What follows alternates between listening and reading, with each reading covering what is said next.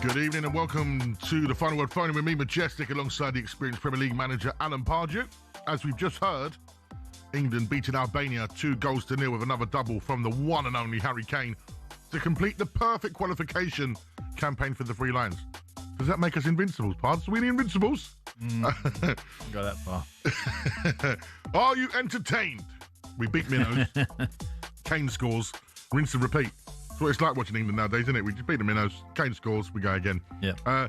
Does it inspire or excite you to go into the World Cup in 2026? The phone lines are open for you right now. Have your say 03 717 22 3344. And because I do have the Irish passport, I can do this. We got to doff our cap to Troy Parrott for sending Ireland into the World Cup playoffs with a superb hat-trick against Hungary this afternoon. Go on, Troy. If you're still celebrating that win like I am, we'd love to hear from you. We should have got the Guinness in, shouldn't we? Yeah. For tonight. Should have been splitting the G tonight. We'd love to hear from you if you celebrate. And this is the time of year where people like me that are, half Irish become fully Irish. And it's like, the accent changes. And all of a sudden it's like, yeah, I'm true. Come on, Ireland. Remember, we're now live on YouTube. You can watch us on your smart TV. We've launched on LG devices, Fire TV, Apple TV, and Google TV, so you can watch us in glorious HD. But now it's all about you, your opinions. 03 717 22 3344. It's the final word here on talkSPORT.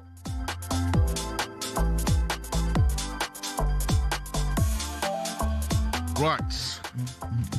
England haven't conceded a goal throughout the whole of the qualifiers. That is impressive, Pods. Yeah, I mean, obviously, Thomas doesn't pick the groups or the standard of the groups. All he's paid to do is win games. And that he has done. And that is he has done with emphatically. No goals against, not even looking like scoring, although they had a big chance tonight. But no goals against again. And on we move to the USA, where we try and sort ourselves out of camp when they sort the draw out, and we know exactly where we're going to be in that vast World Cup competition. How many teams are in there now? Thousands. Thousands of countries have. Should we enter a team? Pardew. But the great news about this particular window of the international break is that all the home internationals are right in it. Yeah, it's good, isn't it? Yeah, very good. Especially being in America again, because, of course, being half Irish, I do remember 94. Ray Houghton. Razor. Swiveling and hitting it against Italy. What a goal. And the forward roly-poly, I'll never forget it. Big power, cool memory. Ray. We coached together at Reading. He was a player there. Top man he is. I was round, I remember that night, I was round my friend's house, he's Italian. Big shout to Louis and Vince Girandola. And I was with my granddad, my Irish granddad, and my dad. And when that went in, the limbs, as the limbs it would have been today for Troy Parrott and Ireland. Literally. Troy Parrott, what a week that boy's had. Unbelievable. The last kick of the game. Yeah. And the game the game before. He was terrific. I mean, he's really come alive. And he's a player that I tried to sign, actually, in Den Haag when he was a young boy at your club. Yeah.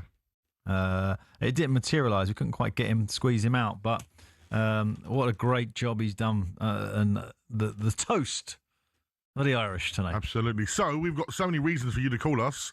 03 717 22 3344. You can text us on 81089, or you can WhatsApp message us. That's right. Go to your WhatsApp. Save the number in your phone book right now. 03 717 22 3344. That is the number. And I've got the messages in front of me tonight because we can see them all. So if you want to send us a message, if you are an Ireland fan tonight, or if like me, you got the passport, Mumsy's Irish, so you're Irish, and you are celebrating as well, we want to hear from you. Can Ireland make it to the World Cup? It'd be great if they were there. Absolutely. It'd be brilliant. And then England fans, as Pard says, Tuchel can only beat what's in front of him. Just so happened there'd been a lot of minnows in this group, but we're through.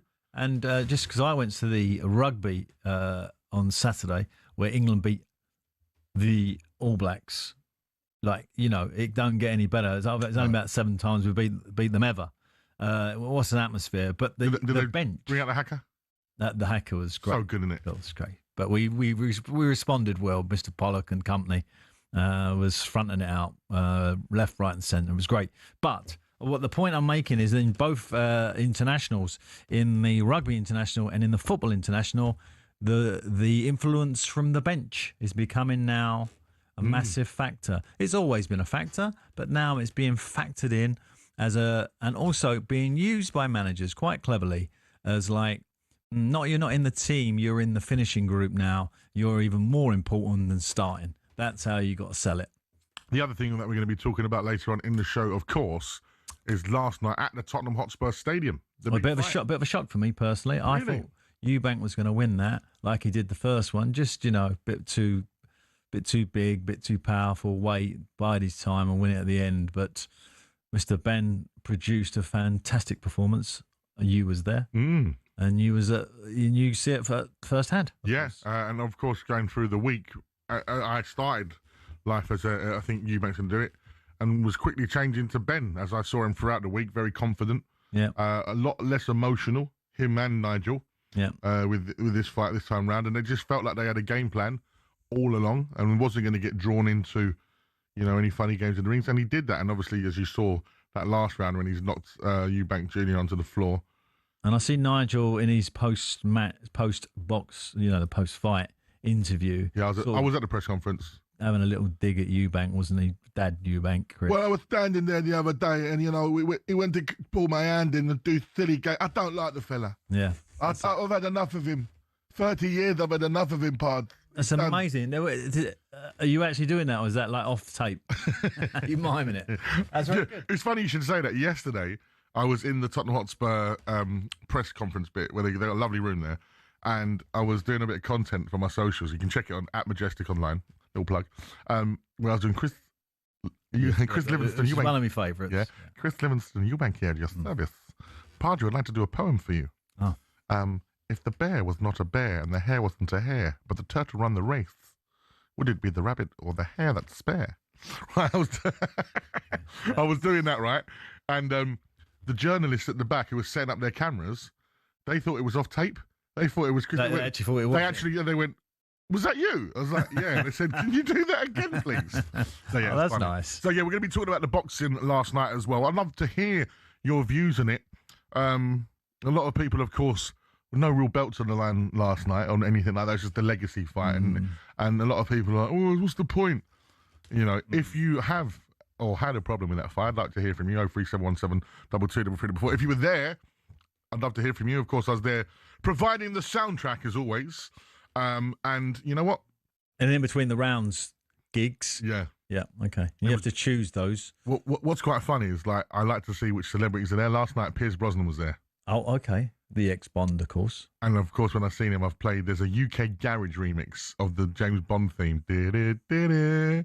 I played that, and all of my brethren in the UK. Your brethren. My brethren of the UK. They all saluted you. Yeah, of the UK garage community all clocked onto it. It was like, man, did you just do that? I was like, yes, I did. 03717 22344. We've got a great show lined up for you.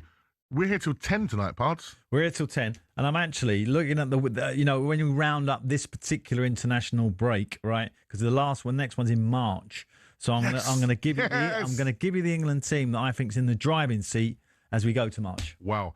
What's your England starting 11? Let us know on 03717 22344. Pards is going to give you yours.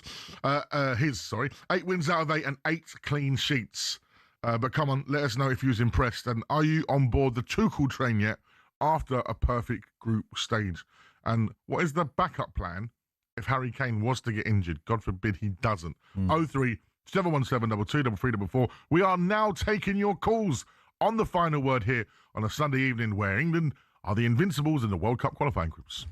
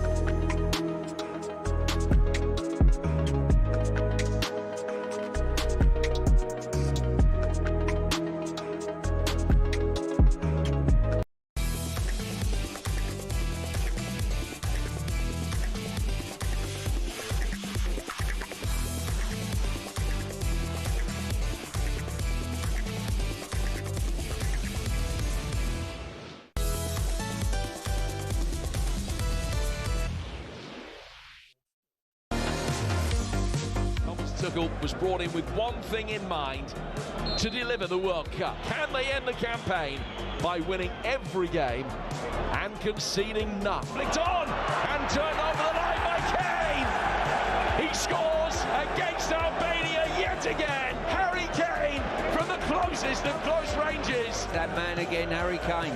That's why you don't want to take him off the pitch. Kane 2-0. Great ball in from Rashford. Harry Kane came to meet it, sends a header past Strakosha, and that'll be job done. They've left it late, but they've got it done. 2 goals from Harry Kane, and England are making history. The full-time whistle goes, and England's campaign ends as it starts with a 2-0 victory against Albania, the conclusion of a perfect World Cup qualification campaign. 8 wins from 8, scored 22, conceded none. 2025 has been superb for England. Bring on 2026. Albania 0, England 2. And that is how England against Albania sounded here on talkSPORT. Great job as always from Jim Proudfoot, Adrian Durham, Stuart Pearce and all the team. And yeah, you're hearing that name. How many times has Jim Proudfoot said that? It's Harry Kane! It's always Harry Kane. And I know that Harry listens to the final word. He's a big fan of the final word. So he will be listening. And again, it's my time to say how much I'm sorry and how much I love him. Because he broke my heart, Pards, when he left us. I'll be honest. No, You know. I see it in you, mate. You didn't, yeah. It took you weeks to recover. Weeks. Mate, months. Year. It took me a good year. He's so good, right? And even this idea that he doesn't turn up in the big moments, no, man, it's nonsense. He is for me, right in this second, the form he's in the Bundesliga, he is the best striker in the world right now. Centre forward. Haaland, no. No. Although he's taken Norway to places where they've never been. Yeah, I hear that. I still just think Harry Kane is at that. Well, that's one thing I'm going to make a very important message, right? About even our producers saying, "Oh, what if Harry gets injured? Well, I want to play a false 9." That was our producer. Yeah, I want to play a false 9. Right. I like that from you, Pods. The first goal is a poacher's goal. Yeah. Now, you hear about managers talking about that and players, ex-players, talking about poaching a goal, right? That's natural centre-forward play. If you've got a false 9, he ain't going to get that goal, that first goal, that little flick on by the defender, just nicking in front of the goalie. Welbeck would get it. Ivan Toney would get it. Watkins would get it. Harry Kane would get it. But you wouldn't get Phil Foden getting that goal or Bellingham getting that goal. It's not a position they do. So, no, we're not going to the World Cup with one Harry Kane and a false 9. We've got loads of messages coming through. Lee says, "Hi lads, great show." In an interview, Thomas Tuchel identified England's main weaknesses before he took the job: a lack of mental strength and the belief that we can get it over the line.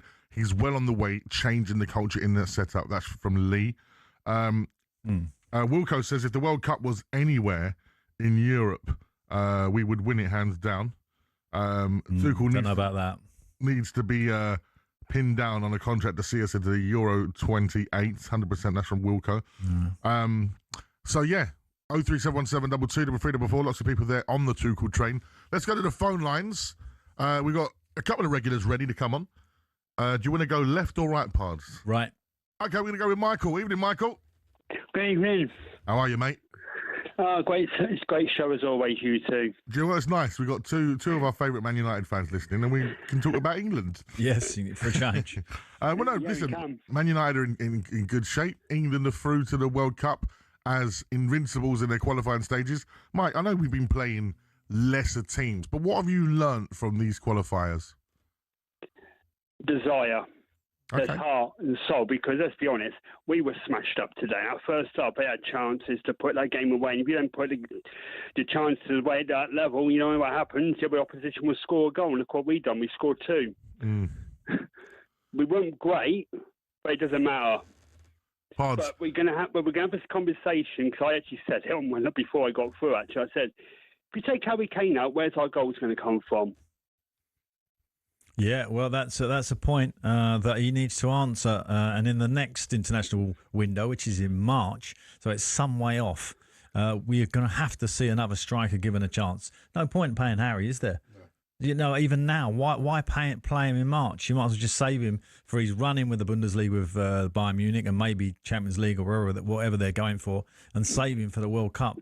So we do need to have a look at another striker in that role. Who's going to come to the fore? Watkins, is he going to find some form at Villa? Tony, is he going to keep banging them in Saudi Arabia but get overlooked? Or is Welbeck going to just do what he does, which is play very, very well for his club side? And I think he'll have an opportunity as well. What do you think, Michael? Where do you think if there's no Harry Kane, say he gets injured, who are you going to play? I have no idea. Depends who's frame. But this is the problem we got with England. Got a great midfield, we've got a good back four, but the thing we lack in the Premier League is British strikers. Yeah, that's true. Yeah. We lack everywhere else, we're fine. But is it down to the coaching, or is it lower than that? Why we're not bringing up the standards like the Wayne Rooney's, Shearer's, Lineker, Sheringham, Ian Wright. Cole, Ian Wright. Yeah, we had a little feast of strikers for a period, and that was in the period when you was having 2 strikers on the pitch, remember? So we've immediately cut that down by 50% in terms of the Premier League teams. There's usually just one striker or a striker playing in a wide position. Yeah, but Alan, is that down to when you were managing? Is that down to like you managing the squad, or is it the ones below that with the coaches, with the youngsters? I think it was just the way the game evolved, with not losing that central midfield area, that you couldn't kind of get away with playing 2 strikers. You'd get outnumbered in midfield.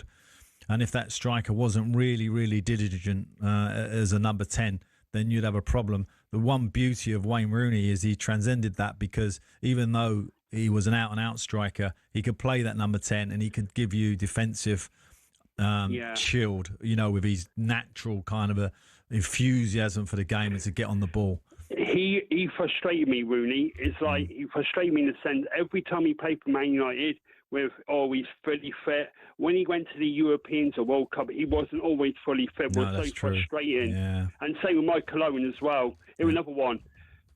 Yeah, no, this is the key. When you get to the World Cup, you need all your big hitters available. We lost, over the years I've watched England. We lost Brian Robson. We lost Harry Kane. We lost David Beckham.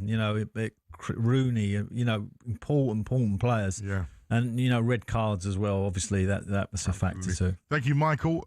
Speaking of Michael Owen, I saw him at Euston Station the other day. Why was he doing there? I thought he might be private planing with all his horses and everything. No, probably getting on the train. It's easy, the training. It's a couple of hours. Yeah, that's true. One thing I'd say about Michael Owen, though, he didn't disappoint at tournaments for England. Always. Well, only in the first, in the younger stages of his career, he didn't really feature it, when he got to sort of 28. Yeah, but I'm talking about the ones that he was in. Yeah, of course. Yeah, he was, the big one. I think people forget how good he was. That's why when he does say, hang on, I won a Ballon d'Or, every right to, he can show off. Young Michael Owen was serious. Yeah. No, we're not down that. Let's not go down to Michael Owen. Let's go down the Jill route because Jill's with us. Oh, Jill. Good evening, Jill. Good evening, Marge. Good evening, Paul. How are you doing tonight? Yeah, very good, very good. I'm feeling great because, of course, Jill, I'm half Irish, and we should have had a Guinness tonight, Pads. We're going to send out for the Guinness. Send out for the Guinness for the boys. Devonshire. Because Troy Parrott scored a late goal, Jill. Did you see that? Sorry, say again? You say it in English. Troy Parrott for Ireland was fantastic tonight, so we're celebrating. Yeah, it's got a hat-trick. Yeah, so we're happy. And, of course, England, another clean sheet. I know we're not being playing anyone in particularly high steed, but what have you made of Thomas Tuchel's England during this campaign, Jill? Well, I like Tuchel. I like his way straight talking. Pard is saying everything that I agree with. No false nine. Well and done, also, Jill. I think with the striker, with Kane, okay, I agree with Pards again. I think we should have a little look at Tony. I also think Welbeck could have a look in. But I thought Bowen played quite well tonight. Bowen, yeah, he always plays Top well. player. Every time he plays for England, by the way, he does okay.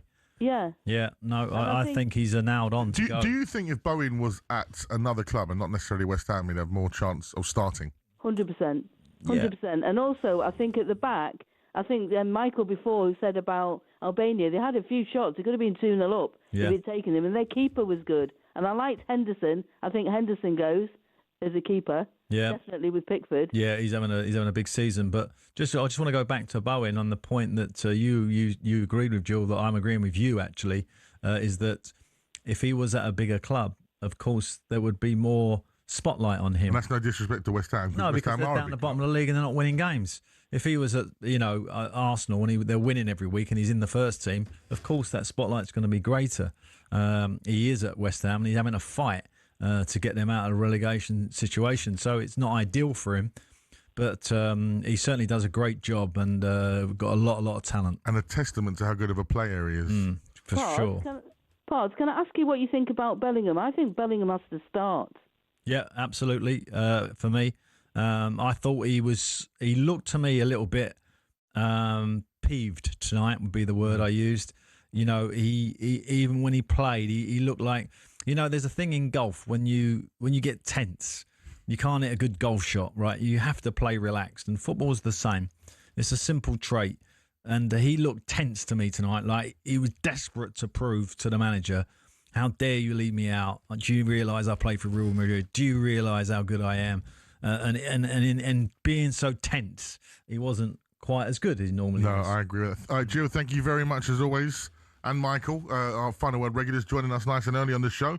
And, of course, the floor is open to all of you at 03 717 223344.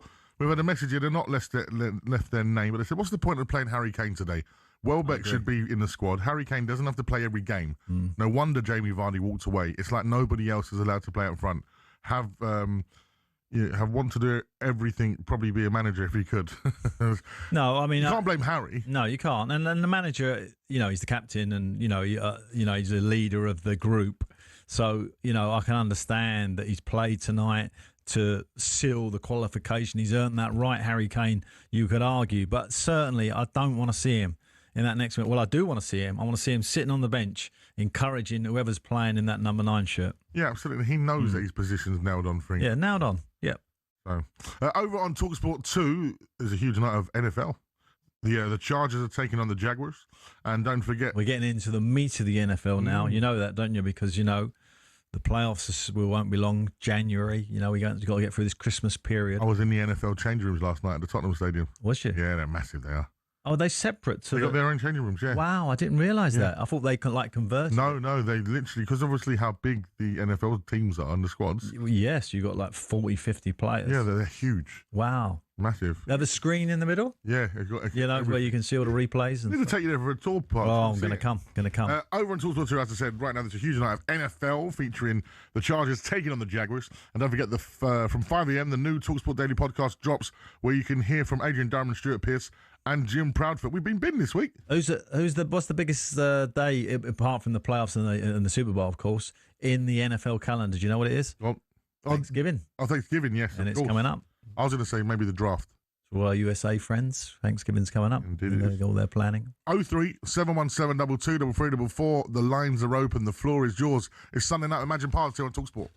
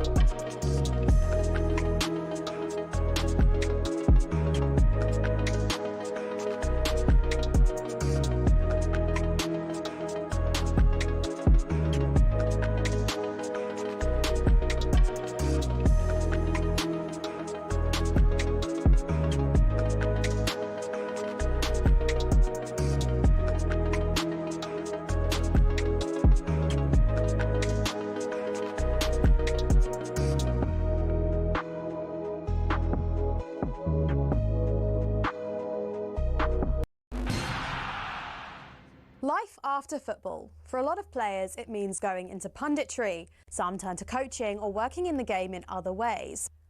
But what about the rest? Some former footballers turn their sights away from the game, and there are a few big surprises. First up, from rainbow flicks to pancake flips. Ex-Chelsea and Southampton defender Ken Monku switched up his footballing career to buy a Dutch pancake house. He bought out the shop, which had been his favourite pancake spot as a child, and before long he was mixing the batter and getting behind the stove. Next, Everton legend Thomas Gravesen swapped out the high stakes of the Premier League for those of the poker room.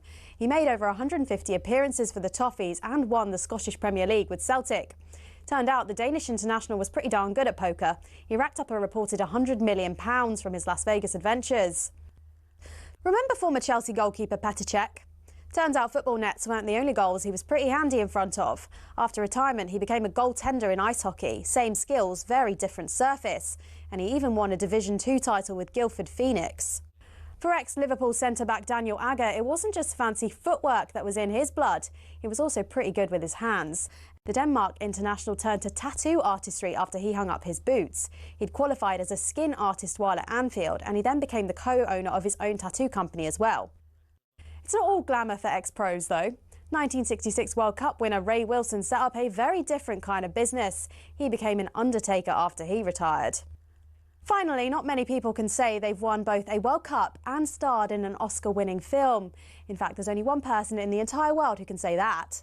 Frank Leboeuf, the former Chelsea defender, was part of the 1998 France squad who won the World Cup.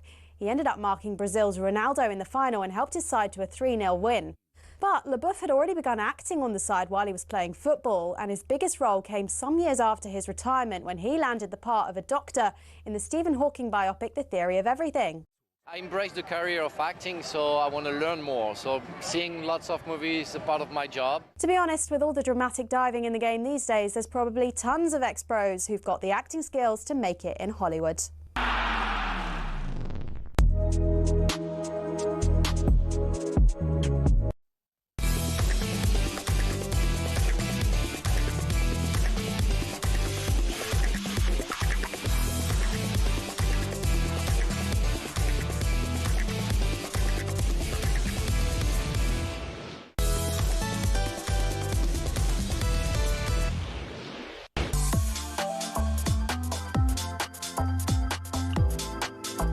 Good evening, it's the final word phone in here on talkSPORT with me, Majestic, alongside us with Grammy-nominated artist Majestic. It says in the running order. Well, of course. Yeah, I forgot about Obviously, I've been in the charts myself, but I never got a Grammy kind of nomination like your good self. Someone had Glad all over at the start of their ring walk yesterday. Did they? Yeah. Must have been a Palace fan, was he? South London, yeah. Yeah. Alongside the league manager of the year. Yeah. Alan Park. What year was it? I'm not. I can't remember. Have you got like a trophy at home? 2015. Well, I won all three that year, so I got. Have you got the trophies? The trio, yeah. Should we do a week of like show and tell and bring in trophies? No, we won't do a week. I mean, show and tell. It's the show that backs... Unless you win a Grammy. Okay. Right? That's agreed. Then agreed. If you win a Grammy, I'll bring my trophy. Okay. Yeah. Okay. It's the show that packs more showbiz punch than Strictly Come Dancing or I'm a Celeb, which starts again tonight. With Kelly Brook. And Angry Ginge, of course. We love Kelly Brook. Angry Ginge? Guess what someone said to me this week about our show? What? This is the actual quote they use. It's a high-end sort of person. Imagine Pards, the guilty pleasure I didn't know I needed. I love that. That's a good quote, isn't it? Although I don't know why we're guilty. Well, you know. We're just pleasurable. It's just nice the way you framed it. I just think people just never thought that. And we got an extra hour tonight to win some more fans. So those people who are going to work at 9 o'clock, night shift, tonight till 10. A bit of us. On the pitch this evening, it was the perfect qualifying campaign for England and Harry Kane as he bagged another double as Three Lions defeated Albania 2-0 to go into the World Cup with a 100% record. But are you excited with what you're seeing? And are you now on the Thomas Tuchel train? And we're still looking for some celebrating Irish fans.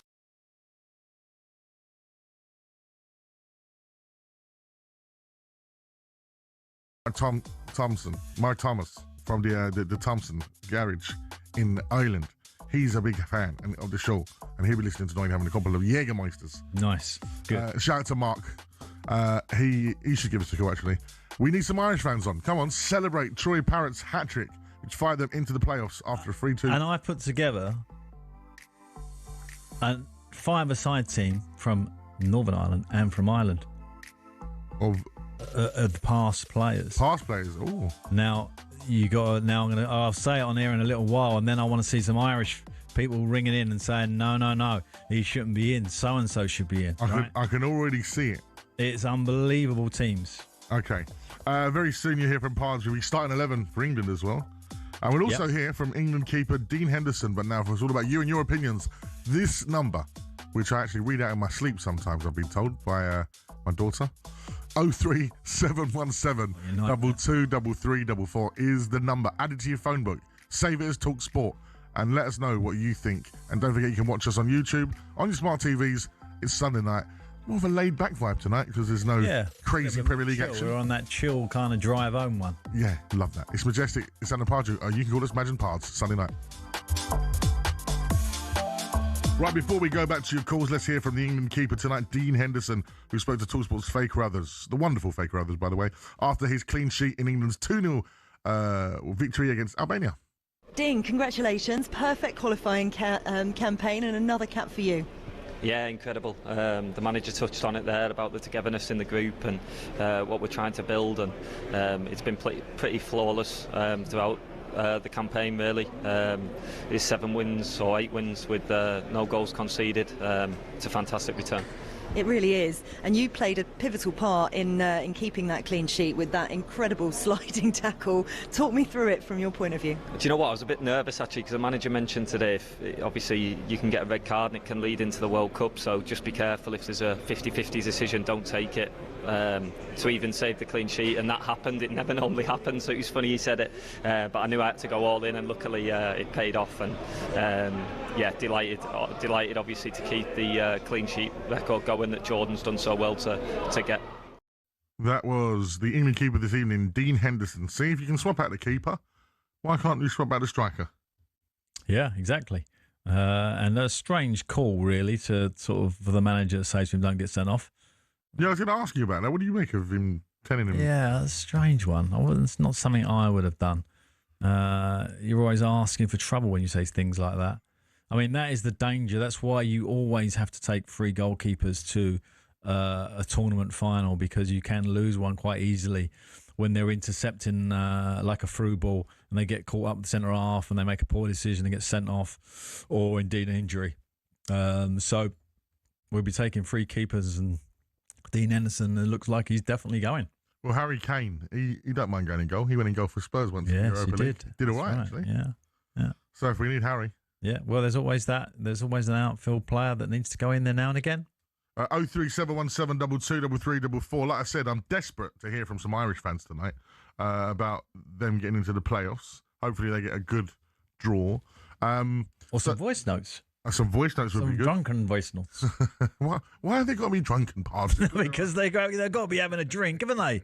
I've just seen pictures from the airport. Everyone's jumping around, drinking. Having a good time. Yeah, good for them. Right, I want to speak about your Irish five-a-side team quickly, please, which is a combination between Northern Ireland and the Republic of Ireland. Yeah. So I've got the Northern Ireland five-a-side team. You ready? Okay, nice. You got both. Packy Bonner, who I work with at Reading, goalkeeper. Paul McGrath, Roy Keane, Johnny Giles, Liam Brady. Right? Ain't a bad team, is it? Lacks a bit of a goal scorer, but I couldn't leave them out, Johnny Giles and Liam Brady. I'm swapping Johnny Giles for Robbie Keane. All right, let me pencil in Robbie Keane there. Hold it. Johnny Giles, you want out? Yeah. Oof, you won't be happy. He won't be happy, but you said you're lacking a goal scorer. I'm giving you Robbie Keane. Yeah, okay. Chino! And in the Irish team. Northern Irish team. No, the Republic of Ireland team. You just done the Republic of Ireland team. Yeah, sorry. No. You just done the Republic of Ireland. You had Roy Keane and Paul McGrath. No, hold on a minute. We got mixed up here, have we? No, you got it right. No, that's right. Yeah. Okay. So then the now other you got team, the Northern Ireland team. Yeah. Pat Jennings. Yeah. Norman Whiteside. Danny Blanchflower. Martin O'Neill. George Best. That's pretty solid. So if you disagree or you want to throw a name at us, right, to go into those 2 five-a-side teams, let me know. And they're almost all of them before the year 2000, actually. So we want a current one, really. Probably Keane, you've given me, which is obviously after. And maybe Troy Parrott. Maybe Troy. Tell you what, a few people will be disappointed not being that. Johnny Aldridge. I'm sorry, couldn't get him. 03717 223344. Irish fans and Northern Irish fans, you just heard it there. That's Pards' ideal five-a-side. So let us know what you think. Someone should be in there. Give us a call. 03717 223344. Like I said, we're going to talk about the boxing later on as well. We've had a few messages already, Pards. I was there last night, Madge. I loved it when you dropped Barry Manilow in there. What Barry Manilow song was it? Can't Smile Without You. Ah. Which is, of course, what Spurs use before the game. Is it? Yeah. Oh, okay. So it's a little bit of course. But I always like him, a little bit of him. Like a bit of Barry. Tina Turner and Conroy Smith as well really takes it back for those us of the wrong side of 40. So before the main event, of course, I had to play Simply the Best as a nod to Chris Eubank Sr. Yeah. And then Conroy Smith Dangerous as a nod to Nigel. And the place erupted. It was a beautiful little moment before the main event. Enjoyed the spectacle last night, but don't think the fight matched up to the first one. But that's probably because Conor was so measured and clinical. That was a masterclass from Adam in Ipswich. Evening, lads. Went to the boxing last night. Atmosphere was unreal. Disappointed to see Ben win. People have short memories. That's from Matt in Darlow. And, yeah, lots of people saying that about how good the atmosphere was last night at the Spurs Stadium. It really was. I thought Eubank was good in his press interview after, when he kind of says, look, it's no point talking about me, it's about Conor. It was his night. He deserved to win, and he was on it, and I wasn't there. I'll tell you what was nice. That picture of Conor Ben on his dad's shoulders. Yeah. That picked him up straight away, didn't he? Yeah. As a father, you know, especially like my eldest being a boy, the idea of, you know, your son following in your footsteps and having that big moment and putting him on your shoulders. Yeah. Speaking to Nigel after I was in the Ben's dressing room afterwards. Oh, cool. And speaking to Nigel afterwards, I said, was that better than you winning? He's like, absolutely. Yeah, of course. She's a kid, isn't it? Yeah. 03717 223344 is the number. You've heard Pards' Irish five-side team. We're going to have the England starting 11 for the World Cup currently. That's coming up next as well here on The Final Word.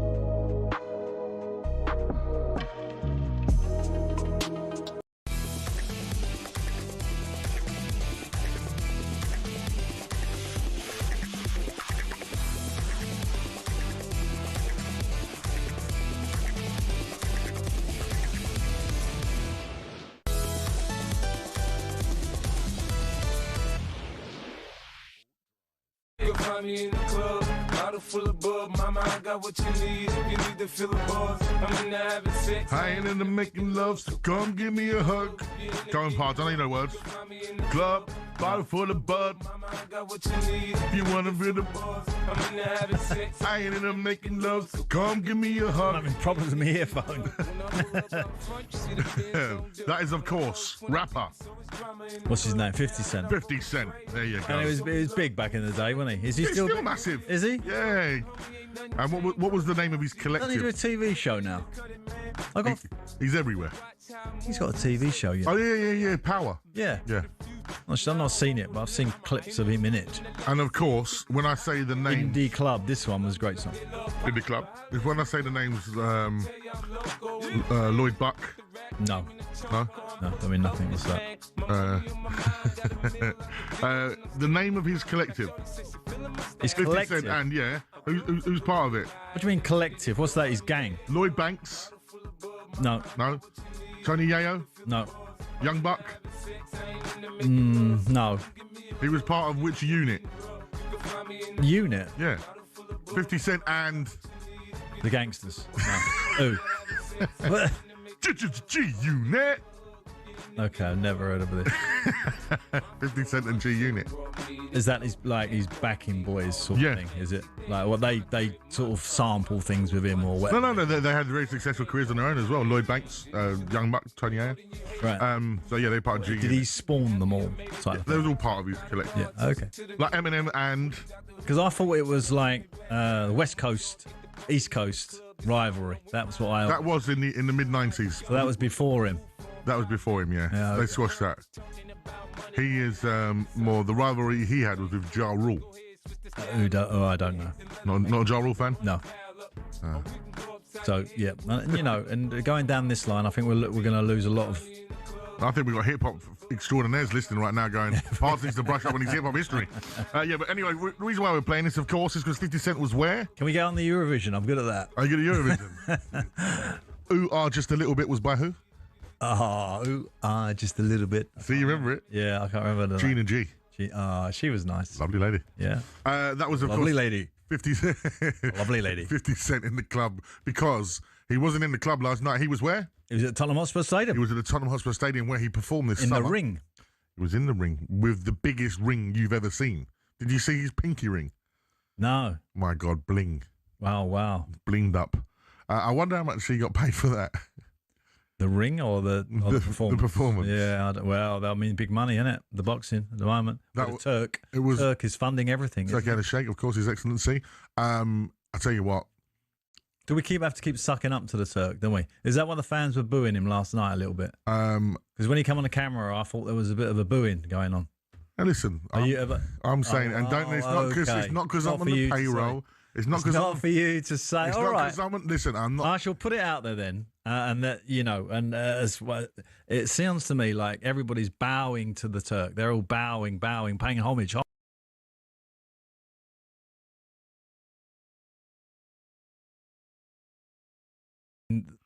The son of Mr. Hearn is embarrassing sometimes, I think. I'm going to put it out there. What he's done for boxing is absolutely incredible, and we wouldn't have had these nights without him. Absolutely, we wouldn't. It's as simple as. And if you ever, when you go back to Saudi for the next heavyweight big fight that they have, when you need a new assistant, which obviously will be me, we better. It won't be that. No, it won't be. You're going to have to do what Jim White and Simon Jordan did. Go over there and say hello. Right, let's go to the phone lines. 03717 223344. Nathaniel joins us. How are we, mate?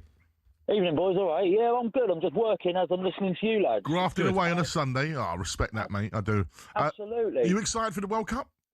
You know what? I'm a bit more excited than Southgate. Okay. Let's be fair. Like, you get more joy watching Countdown than watching Southgate. Listen, Countdown back in the day, or even now. There's good reason to watch Countdown, mate. You know what? I am excited because, whilst you're right, you can't pick who you play, the numbers don't lie. We conceded 0. Like, we've even had Dan Burn. I mean, don't get me wrong, he was a bit shaky today. But even with the likes of them not conceding, I didn't even feel...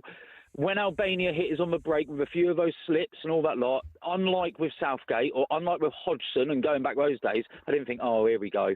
I didn't have that sense of, here we go. Yeah, it was Albania, though, and it wasn't, Italy or France or Argentina or Brazil. Iceland were only Iceland when they done us in the Euros. No, yeah, we did have the Iceland moments, yeah. Remember that? The San Marino moment with Stuart Pearce. Do you know what I mean? But, there's only one player who's getting on my nerves a little bit at the moment, and I think he needs to give his head a wobble, and that's the attitude of Bellingham. It's his attitude. Every game, he always has that spoilt brat attitude about him, and I think it needs to be sorted. Even coming off after getting a yellow, you're coming off because you got a yellow, man. Yeah. It is not your club. It is not your guaranteed spot. Do you think that comes from him being at Real Madrid? No. I've got to jump in here. Okay. Because I think this comes from the Euros. That period where he felt that he was being criticised. Okay. For the performances or the lack of performances. And he come out and he says that in the press, didn't he? Yeah, and it was and it was all the mood in the camp was being affected by him. Those kind of rumours, and it still sort of got a hangover from that, I think. And obviously he got left out of the last, and the Thomas Tuchel's comments about his mother's opinion of Bellingham and all that. It doesn't help. That's not helping the situation. So I feel for him a little bit. I think he really looks tense, and I think he looks agitated. And I think the fact that he got a yellow today is part of that, and also the protest he had when coming off was part of that as well. This is an issue that is not going to go away at the moment. But do you want your elite players, Pards, to have that kind of reaction? Because then you don't want them to be subbed. No, of course. But I also want him to play with happiness and a freedom, because you get the best out of him. And he needs to be, I think he needs a little arm around him a little bit, actually, and sort of made him feel like he's the main man. Because if we're going to win the World Cup, you're going to need Bellingham. Okay, let's reenact that now. You're Thomas Tuchel. I'm Jude Bellingham. No, bruv, why are you taking me off for again? No, man? yeah, what makes you think he's going to talk like that? He does. He's vexed. He's annoyed. Go on, do it again. No, I'm not having it, man. You take me off again, gaffer. Yeah, the yellow card, Jude. And the problem we got at the moment... Yeah, but I'm not going to get another one. Listen, the problem we got at the moment is you're a high-profile player and I need to protect you. And you're my main man. Listen, if we're going to win the World Cup, you're my man. I'm going to look you in the eye and tell you, you're my man. You said that to Harry yesterday. Go away, back to Real Madrid, win everything you can, and then I'll see you in March, and let's get off on a better footing. I like that. You give him the straight. Nice, give me a fist. You give him the straight. You're the man. Yeah, I love that. I think that's what you got to do. Why mess about with him? Why tease him with Rodgers and go, okay, he's going to assure him. Outstanding player, right? Rodgers is an outstanding player. I'm a big fan of his. I think the way he runs in behind Harry Kane is going to be important for us in certain games. And I would move Bellingham back one. But that's another story. At the moment, Bellingham's got to feel some love from somewhere. And I know this week, right, because of that yellow card and the way he reacted and everything else, they'll all jump on him again, the media. Even on talkSPORT, we'll all jump on him. We're not. We're not. And do you know what, Pards? Come on. We're looking at the camera. Big bellas. Let's get the large shot of me and you both together. And we'll give Jude some of that. Jude gets some hearts on that for Imagine Not Pards. very good at doing that. Look, there's the heart. See the heart there? There you go. There's the love for Jude. We've got you, Jude. We need you, mate. We're with you. Yeah, because you want your good players feeling good, didn't you? Of course you do. Yeah. Harry's going back all happy as Larry, and he's, breaking every record under the rule book, and Bellingham's going home. Yeah, no, we don't need that. We need an upbeat Jude Bellingham. An upbeat Jude Bellingham is good. Smiley Jude Bellingham, yeah. 03717 22 344. Coming up next, we're finally going to reveal you Pards' England 11 off the back of what we've just witnessed in the last international window, correct? 03717 22. I'm loving the show tonight. 223344. Had some amazing callers, amazing messages coming in as well. Got some pictures as well. Don't know if this will get through to you as I'm messaging from Ireland, but tonight's win for Ireland is best win since a long time. This is the new statue going up in Dublin tomorrow. It's a big picture of a parrot. I love that. Look at that, Buds. Have a look at that. Yeah, but there was a better one, actually. I see it's flash on the TV there on one of those news channels. Troy Parrot Airport, Dublin. Yeah, nice. It could very well happen. Yeah. 03717 223344. WhatsApp voice notes. Get those into us as well. It's Majestic. It's Alan Pardew Sunday night, and we're taking it easy. It's talk sport. Take your time.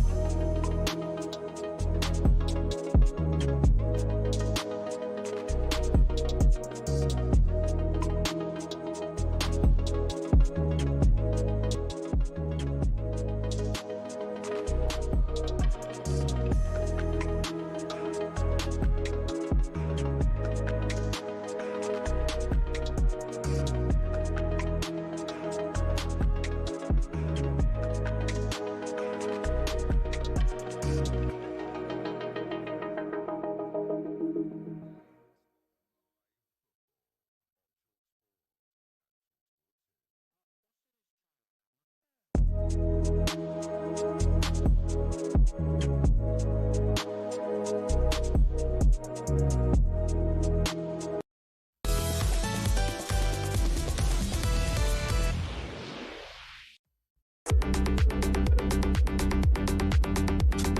evening and welcome to your Sunday night here on talkSPORT with me, Majestic, and experienced Premier League manager Alan Pardew, or to you guys on a Sunday, we're just Imagine Pards. And we are here to take your calls reflecting on the international football that has been going down. We haven't even mentioned the fact that Portugal beat someone 9-1. Well, yeah. Was it Armenia? Yeah. It just goes back to my gripe about these Armenia standard of some of these countries need to go for a qualification process to get to, and it should be seeded in some way. It's ridiculous, all these, in my opinion. Yeah, that was my opinion. I know some people get really annoyed that they should be playing. Why shouldn't they be playing, etc., etc. But this is why. Because who's that good for? Yeah, and the problem you got as well, when you look at the Champions League and Europa League, that's how you have to qualify to get them. As I've just seen, I mentioned my friend Mark from Ireland, didn't I? He's just sent me 1, 2, 3, 4, 5, 6, 7 Jaeger bombs lined up. Belfast is buzzing, big man. Love it. Just heard you give us a shout out. It's been a messy day. I'm sure it has. Yes. I'm sure it's been a right messy day. And the Irish won well in the rugby yesterday too. So, yeah, big weekend for them. Big weekend for the Irish. Hi, guys. Great show as always. Great crack. So we know we got an Irish fan. Yeah, the crack. Irish five-a-side. Go on. What's the name? They've gone Pat Jennings. Yeah, we had him in. Keane. I think he's mixed it up as the island. Yeah. Oh no, we're not doing that. You're not? No. You discounted it. No. Republic of Ireland or Northern Ireland. Dan Ballard for the Northern Ireland in that five-a-side team will be a future Premier League star. Who's that? Dan Ballard. Ballard. Yeah. Okay. Don't put him in yet though. Easy fellas. Old Pa sounds like he's had a Guinness. But he's still talking sense. All the best from Danny O'Donnell from County Kilburn up the west. We got the Irish with us now. I love that. Like I said, I've got that statue of Parrot there. Hi, Imagine Pards. Just want to say that Shay Given should be in the Republic five-a-side team. Oh, Shay. Shay would be very upset with me. Obviously, Newcastle legend. And Sammy McElroy in the Northern Ireland team. Yeah, I give him a mention, but I got outvoted by the producer on that one. He didn't make it. 03717 223344. It is time now. And Irish fans, give us a call. I want to celebrate with the Irish tonight because I am half Irish. I have an Irish passport. And I like skipping the queues in Europe. And it is time for you to reveal your England starting 11. We need like a little sort of bed underneath this or something, didn't we? Not really. I'd like a bed. What's a bed? Like a song? Yeah, just something in the background. Just a little something. Sometimes, when you have these get-togethers, these England games, sometimes it's best actually not to play. You actually get your position nailed on by who actually plays in your position. Does that make sense? Okay. Do you know what I mean? Yeah. So there's a couple here that, might not have featured great in this particular get together, but this is what I think the team is, right? In his head, in Thomas's head now, not in my head, in his head, as we go to March. Pickford in goal, James right back, Stones right centre back, and the left centre back who played tonight, Byrne, won't play because you've got to have pace if you're going to play Stones. So it has to be Gahey. So even though he hasn't featured, I think he's actually come out of this window even stronger. Yeah. Okay. O'Reilly has done marvellous in these last two games. For me, he's the left back as it stands going into March. Then the midfield, all this conundrum that's going on there. I think Thomas's mind, Anderson plays, Rice plays, and I think ultimately when we get to March, it'll be Bellingham. And obviously Rodgers is the one in the background there that I don't think will play. And I don't think Foden will play either. On the right will be Saka. On the left will be Rashford, who I think's done great in the last two games. Gone to Barcelona, kindled his spirit a little bit. And his confidence. Better. What a goal! What a cross for the second goal, by the way. Even you could have nodded that back across the goal, couldn't you? Oh yeah, no problem. It was put on a plate. Would you have had that movement? Was that little step backwards that Harry done? That's why he's so good. It's the nuances of his game, correct, which is why he's such a good striker. And obviously Harry through the middle. So that's the team. Do you want me to rename it quickly again? Let's go from the start. So you got Pickford, James, Stone, Gahey, O'Reilly, Anderson, Rice, Bellingham, Saka, Kane, Rashford. They're in the buck seat, I would think, in Thomas's mind. What a bench! And the bench is stacked. Ridiculous, the bench. And that's no. Oh, by the way, the one real big name that I think could impact that even before we get to March is Palmer. If he comes back fit and well and looking great, then that's a real tough decision. Well, all of a sudden you got Rodgers on the bench, Foden on the bench. Yeah, Palmer, Eze on the bench. There's going to be some big names left behind. Absolutely. Walton on the bench. Walton, obviously not in that. Wow. I thought two players today were hindered by the tactical choices of Thomas, right? Because what he did was he went, and even Sam Matterface, who was commentating for ITV, who is our man, he's our man, was tipped off because he mentioned it right at the start. He said, what's going to happen is John Stone's going to go out in midfield and the two fullbacks are going to make three at the back, and that's how tactically we're going to undo them. Well, that didn't work at all. And the problem for Eze being parked out on the left-hand side, he had no left back. No. So the right back had no jeopardy at all. All he had to do was go tight to Eze every time, and Eze had no room. And likewise, in the midfield, we had Bellingham, Rice, Stones, Walton, Harry coming short. Yeah. What was all that about? Congested, to say the least. Yeah, I didn't see the point of that. So that didn't work. He changed it a little bit second half, and the fullbacks would give a bit more licence, quite rightly too. But by that time, Eze's day was done, and so was Walton. I thought they were a bit unlucky tonight due to the tactical formation. Luke Littler has just won the darts, by the way. Really? Yeah. Do you think I'm shocked by that? 18. What a career he's having. It's incredible, isn't it? And, I watched him, I think it was only like the third round of that competition. I just happened to have it on, and it's just incredible. Once he gets to the doubles, it's done. 18. Let's go to Sam. He's an Arsenal fan. He joins the final word. How are we, Sam? I'm good, mate. How are you? Mate, could this be the year that Arsenal win the Premier League and England win the World Cup this season? Oh, steady. I mean, that'd be the dream, no? I mean, I'm confident about both. But obviously, I'm a little bit more confident about Arsenal winning the league just because of the tournament football. I mean, England are right up there, but when it comes to tournament football, and you've got the likes of France, Argentina. Yeah, of course. There's some serious qualities in there. What have you made of Tuchel so far, Sam? I genuinely don't think he could have done much better. I mean, that's as close to perfect as we're going to get, really, isn't it? I mean, no goals conceded. I don't think we can expect to go out and batter every team every single time. Going away to places like Albania and Andorra, these are not easy places to go. But I think he's done I actually couldn't be more happy with this appointment of Tuchel. I think he's done everything that we needed him to do. Absolutely brilliant call, Sam. Unfortunately, the line wasn't very good there, mate. If you got a better line, do give us a call back on 03 717 223344. You did sound like you was in a submarine somewhere off the coast. Very deep in the trench in the Atlantic somewhere. It wasn't sounding great, but his point. Can I just say to you, his point's valid though. What more can Thomas Tuchel do than what he's done this campaign? I want to go back to just about the Arsenal because when we have this period when the international break's on. And everyone's a little bit the Premier League, what should we make up this week in the media? Because you're running out of things to talk about.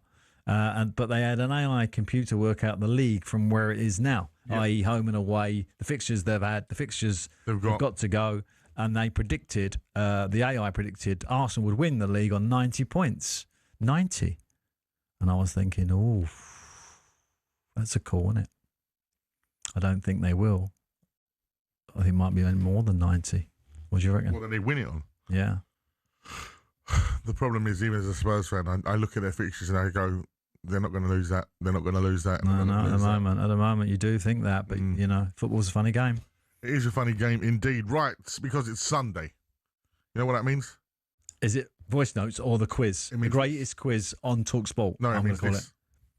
On your WhatsApp is a very special place you can speak to Majestic, Pardew. WhatsApp, baby. Send us your WhatsApp, baby.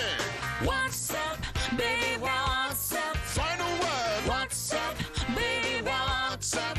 The WhatsApp number is 037-172-3344. I got me a car that is big as a whale. I'm going to go as far as to say this, right? Because I can say it. Because obviously I'm in a different position to yourself. Because you're a media career. I can take it or leave it if I'm honest, right? I think that's talkSPORT's top 5 jingle. That is in there. Actually, in it. It's in there. It's got to be in there. Well, do you know what? I actually did win an award a couple of years ago in the News For UK a jingle. family. No, what's that not called a jingle? What's that called? This is kind of like a bit of a. What do they call it? A trailer. A trail, yeah. A trailer Yeah. or trail? Trail, yeah. Trail. Best trail. I did win an award a couple of years ago for a work I did for the Remembrance Sunday. On talkSPORT. Yeah. I did like a. That's lovely. Yeah, I took the very famous poem, of course, which is. Are you talking about England? No, the Remembrance Sunday poem. Well, let's play it later. Oh yeah, do you know what? I'll see if we can. Why don't we? 'Cause it was only last week, wasn't it? Yeah. Let's bang it out. Come on, Ross, fit it in. Yeah, I've got to remember the poem now because it's going to do my head in if I forget it. In Flanders Fields. Ah, okay. Yeah, so I kind of did a modern version of that in a very me style, with rap and production and stuff. Let's have it. Yeah, I'll try and find it. Okay. But yeah, there was an award winning in the News UK. But speaking of award winners, our listeners are award winners. Yep. Because they never let us down on a Sunday, and we want their voice notes on 03 717 22 3344. And Teddy, who's been already told off this evening by the gaffer. Yep. He's had a dressing down. Yeah. In front of his peers. He's waiting for the messages. Who would you like to hear from? Well, obviously, I would like to hear from our Irish folks who are obviously sending in messages, etc. I'd like to hear their voices in some form. I would also like to hear, because we have many nationals in this country who live and work and or whatever here. So, what about your country? What's gone on with you? Like people from Hungary, Greece who haven't qualified. Oh, I can't believe it. Etc. And Scotland who got a great opportunity. So shout out your country. Where are you? What are you going to do when you get there? Are you going to get there? 03717 22 3344. You heard it. Listen, if you can hear me right now, anywhere you are around the world, because don't forget we're worldwide on talksport.com. It's your time to shout about your country and what you feel they're going to do. Cape Verde have qualified. I think that should be our task. How far afield can we get? Yeah. A supporter from? How many miles? Can we get from talkSPORT Towers? Can we get? Can we get a Cape Verde fan on? Yeah. On the WhatsApp notes 03 717 22 3344. I can see them right in front of me, so I can see as they pop up. Do the voice note now. That number 03 717 22 3344, and we'll be back with you next on the final word.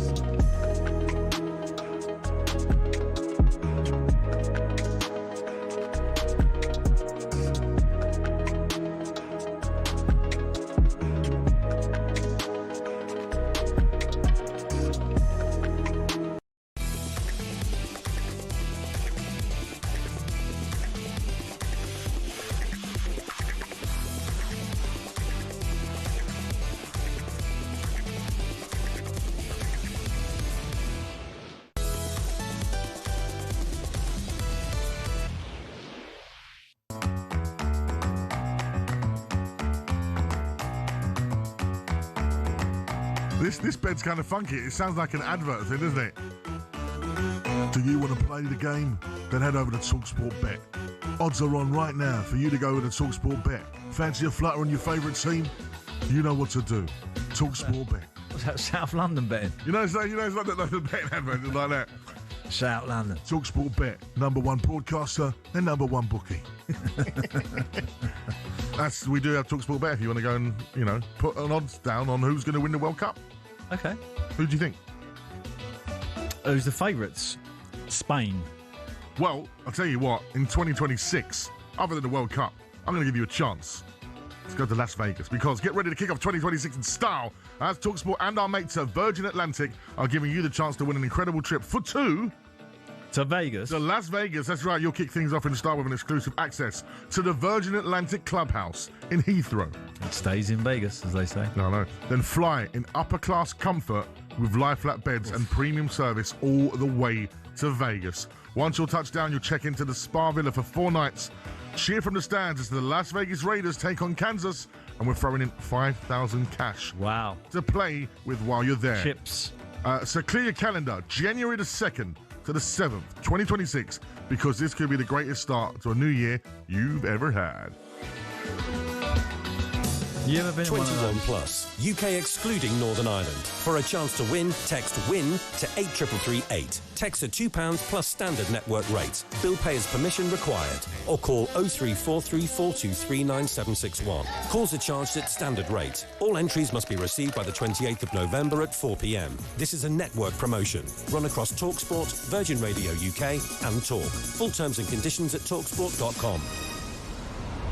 Wow, the big lights of Las Vegas could be awaiting you in the new year. Good luck if you aren't taking part in that. Like a bit of Vegas, Pods? No, I've been there 2 or 3 times, never liked it.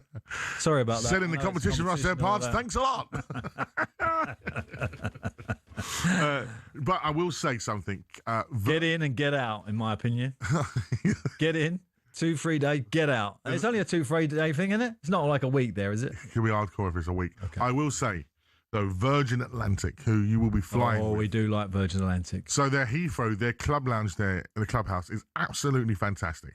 If you've ever had the privilege to fly in their upper class parts of their plane, which I have, I've been very fortunate enough to, via points I may add.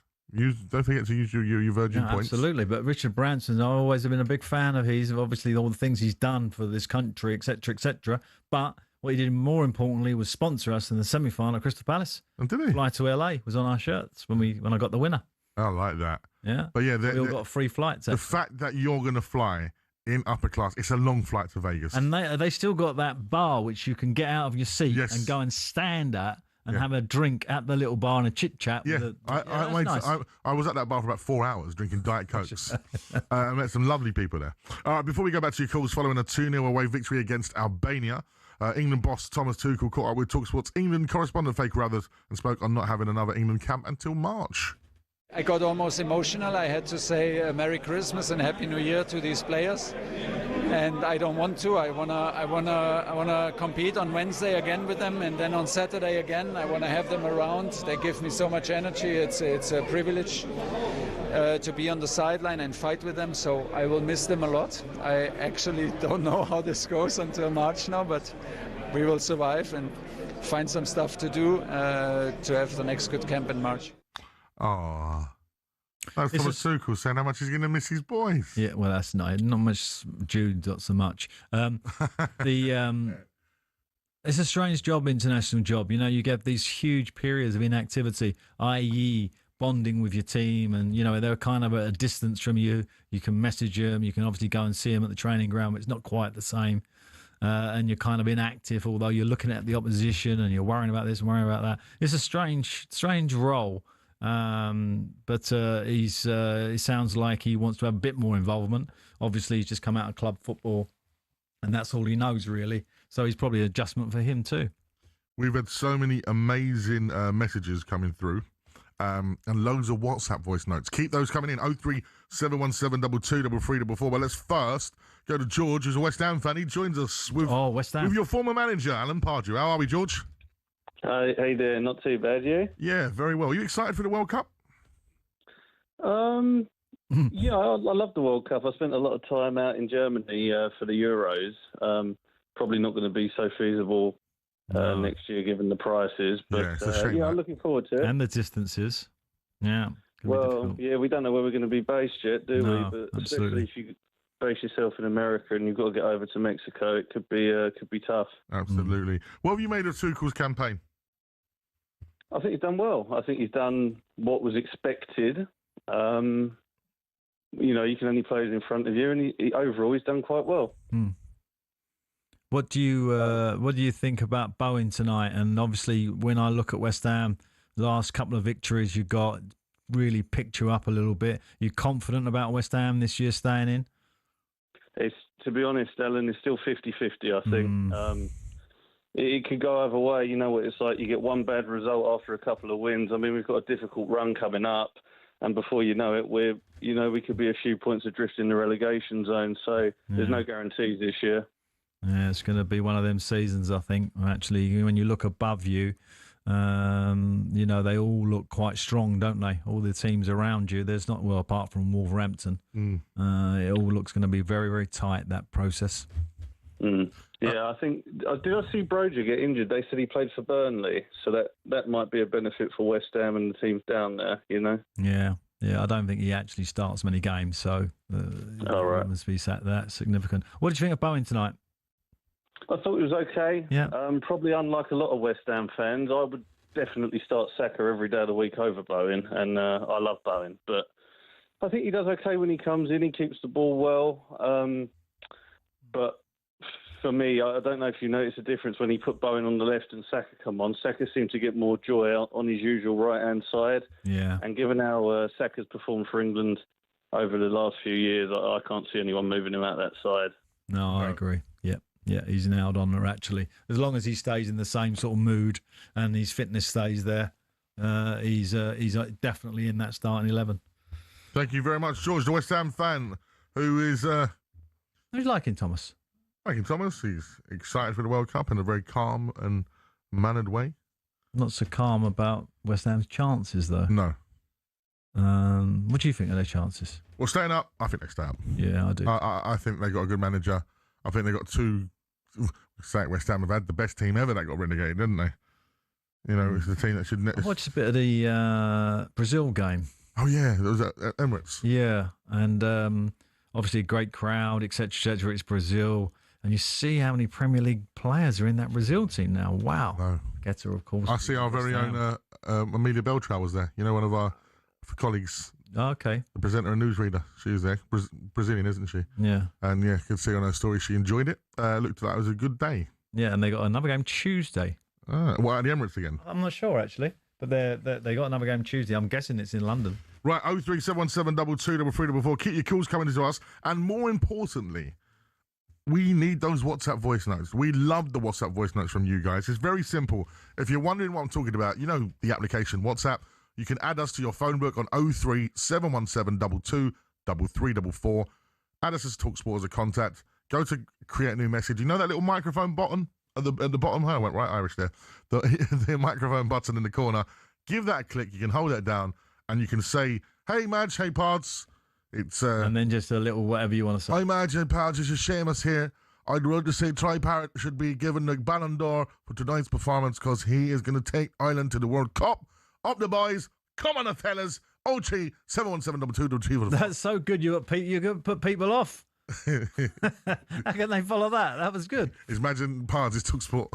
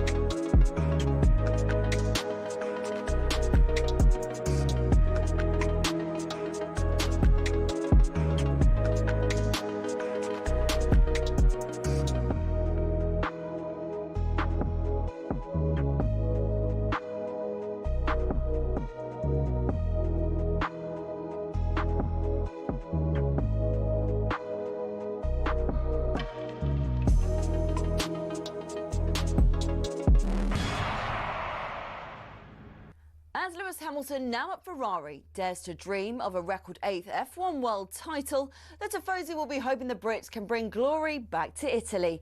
To many, Ferrari and Formula One are inseparable. They're the only team in the sport today to have competed in the first World Championship in 1950, are the most successful team in history, and have built some absolutely gorgeous cars. Their first driver's title was won in 1952 by Alberto Ascari. Considered one of F1's most dominant and best-loved champions, he drove the iconic Ferrari 500 and defended his title the year after. It was Juan Manuel Fangio in his Ferrari 250 who secured the team's next driver's title in 1956. Remember, he was world champion 5 times with 4 different teams. Mike Hawthorne, Phil Hill and John Surtees also won titles for Ferrari in the 50s and 60s, and the cars back then were beautiful, and they even sounded great, didn't they?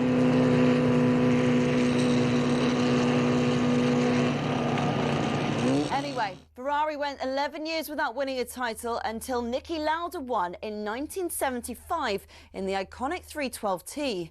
Throughout much of the 80s and 90s, though, Ferrari looked like they'd never go all the way again.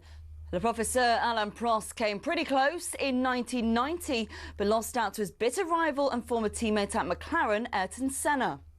It was only when John Todt recruited a swathe of staff from outside of Italy, including Michael Schumacher, that the glory days returned 21 years after their last driver's title. The turn of the century saw the prancing horse sprint to an unprecedented 5 consecutive championship doubles. And after Schumacher left, Kimi Raikkonen reclaimed the driver's title immediately. But despite employing 1,500 people, the Iceman remains the last Ferrari world champion. So, 16 constructors' titles, 7 more than McLaren, and 15 drivers' titles, 4 more than, again, McLaren. Ferrari are truly Formula One's top team. Forza Ferrari.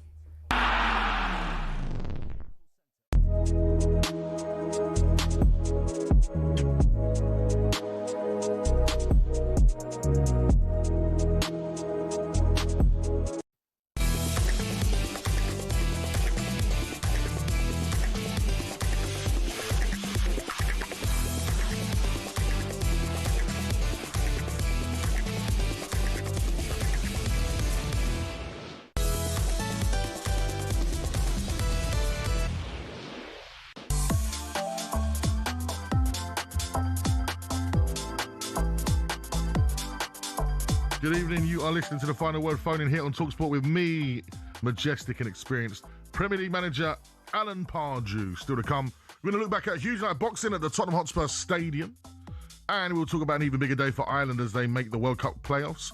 But before we do that, it's time for the hottest quiz on radio, the Mystery Footballer Quiz.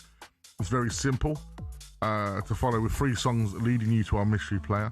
The songs could relate to their name, their squad number, team, or even a physical feature. And it's all in one hit, by the way. It's a montage. So DJ Kitch, my selector, run the rhythm. It's a beautiful day. Sky falls, you feel like it's a beautiful day. You too, beautiful day, of course. Let's get down to business. Give you one more night, got this. We've had a million nights just like this. Big tune. Tiesto, let's get down to business. Always look on the bright side of life. Always Monty look Python, on the Bright Side of light Life. Side of life. If you think you know, text us on 81089 or WhatsApp us on 03717222344. You too, beautiful day. Of course, you two are from where? Ireland. Tiesto, let's get down to business. Where's Tiesto from? No idea. The Netherlands. Oh, okay. He's from the Netherlands. Crazy UK They artist. always produce someone now and again, don't they, in the Netherlands? Isn't mate, Nina they got- Cherry? Mate, when She, this is English. I UK. thought she was produced or made a song in Amsterdam or something. No, No, sure? but the electronic music world is full of Dutch goats. including Tiesto. And that was Monty Python, Bright Side of Life. Boney M. Touch. German. If you think you know, 81089, WhatsApp 037 Hungry 2. Wow. What an end to the game. Did you see what we call in the modern era the limbs? Well, I don't know. I'm guessing limbs means late finish or something. Why? What? No, limbs basically means when, you celebrate and all you see is limbs in everywhere. It's arms, it's, okay. So this is a new street term for that celebration. It's football. There's certain terms that are like football terms, like limbs. Limbs is a football term. Housery. Is a football term. It's all like, football culture terms. Limbs. What's housery then? Ish housery. He's an ish house. I can't say it on air, basically. Right, okay. Oh, I see. Okay. Yeah. Housery, limbs. There's some other techers. That's techers, like modern day. I know techers, yeah. I do know. Any other ones we can think from the gallery other than that? Top bins, yeah. Well, yeah, okay. Swaz. Swaz is another one. Swaz is old school. Top bin's old school. But limbs is definitely a thing for the crowd now. Yeah. It's just limbs. All right, limbs. So the end of that Ireland game. That was limbs. Absolute limbs. Is that what you say? Yeah, absolute limbs. And it looked amazing, right? Well, listen, Hungary 1, Parrot 1-1. Hungary 2, Parrot 2-2. Game's almost over. It's done. They're not going to qualify. No, Parrot 3. Hungary 2. Incredible. A really good hat-trick, by the way. Penalty, smashed in the corner with aplomb, by the way. Obviously, he's got confidence is high after scoring in the week. And his second goal is a little lift over the goalie. And then the third goal is like a Harry Kane poacher's goal. Why you need a striker. That's the very, very moment why we need another type of Harry Kane and not a false number 9. Which I keep trying to tell the producer. But no. What's a false 9? I've never heard it said like that. It needs to be said like... Well, okay, a false 9... No, as in false 9. Oh, I see. Well, every time you say false 9, it has to be in the voice now. Well, because it does, we're so perfect as a little team and we have a false 9. He comes and links the play and, it's all very strategically put together. No, it's not, actually. The football match is about winning. And sometimes you need to score with a scrappy, horrible goal, which I think Arsenal could win the league with this year, with Guy Carrez just nicking a goal from a set play like Harry Kane did today. That it makes the difference between winning and losing. And a false number 9 isn't going to do that. Jude Bellingham playing as a false number 9, Phil Foden playing as a false number 9, not going to get them goals. Yeah. That's it. Simple game. Anyway, where am I going? I want to just talk about Brazil because my Brazil mates just texted me and said they are in Lille for their game on Tuesday night against Tunisia. So if you want to go to see Brazil, Tunisia, get on the Eurostar. Very good service out of Houston, St. Pancras, and get yourself to Lille. Yeah. Done that journey? It's a nice journey. It's only about 2 hours. Nice. Hour and a half. You need to get on Carlton Cole's away days. Where's he going? There's a section on a Friday night on the sports bar. And he talks about where to go when you have an away day. It's very good. What is he, like a weekend break expert? Carlton Cole. Look like what was it? Where's he going? Every week on the sports bar, on the weekend sports bar, wherever like someone is in Europe or if there's an international baby, like we did Prague the other week, for example, and Carlton Cole lists like the restaurants to go to and the reviews. Oh, okay. Carlton Cole's away days. Ah, okay. Oh, here he is. It's good. Right, we're talking about limbs and the best limbs you've ever seen. Now, what's the best limbs you've been involved in? Right, okay. As a player or a manager? You're talking about like a last minute gasp of a game. Something goes like, wow, basically what we saw with Ireland today. Well, right at the top of my mind, of course, was the Crystal Palace 1990 semi-final when we won 4-3 in extra time. That goal was just incredible. Was that your goal? That was my goal, but it just happened to be my goal. How did it feel? For me at that time, I was just stunned. I was just stunned, really. I didn't really, you've scored, but you don't realise the magnitude of it. You're just trying to get to the end. But the game that really, when the roof definitely did come off, was when 4-0 down to Arsenal and we got the 4th goal. That was incredible. St. James's Park. Yeah. And we had about 6 or 7 minutes to win it. And God rest his soul. It was Chiochi got It was an amazing goal, an amazing moment, an amazing celebration, by the way, from a great guy. Joey Barton stepped up on that game as well. He did Joey Barton, he he had a funny old week. Joey, come off social media now, hasn't he? Has he? Yeah, he put out. I think after the court case, he said, "I'm going to give it a break." Okay, and he probably needs to do that. So the limbs from Newcastle. But the limbs are the moment that I just think, as a football manager, right, the one that sticks in my mind of just the most unbelievable moment was the Watford game against Leicester, where Leicester got a penalty. All they got to do is score a penalty. Watford are going down. Leicester are going to stay up. They hit the bar. Watford go up the other end. Troy Deeney smashes it in, and Watford stay up and Leicester go down. Is that right? I mean, the magnitude of that. Have I got that right? Yeah. It was a penalty one end. I think it was like to get into the playoff finals, wasn't it?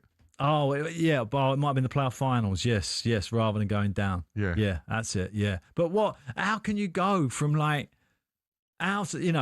from one massive result one end to the other end in like 15 seconds? Incredible. It was one hell of a footballing moment.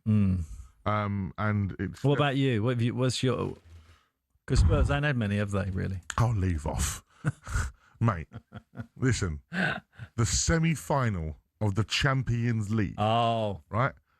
We are 2-0 down. Yeah? And... You can't even remember his name, can you? No, I can't remember all of it. I'm stunned talking about it still because I still feel absolutely outraged by what happened in the final. With the handball, which we won't talk about. Don't go there. Yeah. But the Ajax game, Lucas Moura. We've been speaking about Brazil. The sub, the permanent sub for Spurs. No, but not that night. No, I'm talking about the permanent sub never got a game. Harry Kane was injured. Right. Yeah. Lucas Moura and Sonny, they were brilliant for us in that campaign. So was Llorente as well. But that game there, I'll never forget it. We was 2-0 down. The second half comes. We're like, at half-time, because at half-time in Ajax, they play Don't Worry About a Thing, because every little thing is going to be... rub your nose in it. But it's like, like if this was like a horror film, that would like be reverbed out and sound really spooky. Like the Spurs' revenge. And anyway, the hat-trick from him, of course, Onana was in goal as well, wasn't he? The hat-trick from Moura there, the last gasp. When it comes in the air, I'll never forget it. So it's kicked out the back. I think Sissoko heads it down. Oh, one of my men. Yeah. Musa. Musa Sissoko. Then it goes through. I think it's to Dele Alli. And he flicks it around the corner, didn't he? Didn't he flick it? I think Llorente brings it down, knocks it to Dele Alli. Dele Alli puts it through to Lucas Moura, and the finish is just wonderful. But what is it, like 98 minutes? Yeah. It's the last kick of the game. Last kick of the game, and it goes in the commentary. I was around my friend Mappy's house, right? Big shout out to Mappy. I was with my good friend MC Kai as well, legendary UK Garage MC, and Mappy's son must have been about 7 or 8 at that time. I nearly threw him to the ceiling. I think stuck on the ceiling. I think I had an out-of-body experience. Like, it was incredible. That was great. But you know what one we haven't mentioned already is the 1999 Champions League final of Manchester United. And of course. Listen, you went viral because you said, if you're going to do the False Nine, I'm going to do you. Everyone needs a good Manchester United. Oh, yes. You do. It's very important for the game. That was a special night. Mate, they're still arguing. That made Alex Ferguson. Mate, they're still arguing about that. You know our clip talking about... Are they? Honestly, the comment, they're still arguing amongst each other, right? People are talking about economics and finances and all sorts. It's brilliant. But no, on a level, 99, watching that as a fan of football, when that goal went in for Man United, I celebrated. I have to say, one of the most, out of kilt results in terms of performance, because Munich should have had it wrapped up there, 2 or 3 massive moments, and to lose set the way they did was criminal, really. And what about Jude, when the overhead kick when we were going out in the Euros? Yeah. And also Stan Collymore. Thank you to Hugo on News who mentioned that. Stan Collymore in the Liverpool-Newcastle epic encounter when he scores from the... Do you remember? Scores in the far corner down at Anfield, down the Kop. How we forgot this one? We got messages coming in now. Aguero! Aguero. Wow. And the commentary with it as well. And QPR had that chance just before as well, which was very similar to the Watford-Leicester. They had a massive chance to win it. All right, let's get an extra goal. So, speaking of QPR, Martin, the QPR fan, said, best limbs I've seen is the 2014 playoff final when Zamora scored for us in the 90th minute to beat Derby. Yeah. Good old Bob. We love Bob. A Newcastle fan, Ash, said, I'm glad Pards mentioned GXTOT. And also someone said about the Spurs Ajax Champions League. Alan Pardew used to train my Merton FC on a Wednesday night when he was at Barnet. I did? Yeah. There's so many messages What's that coming got to through. do with limbs? I don't know. But Maybe there was limbs at training. 03 717 22 3344. Keep the limbs coming in. Aguero!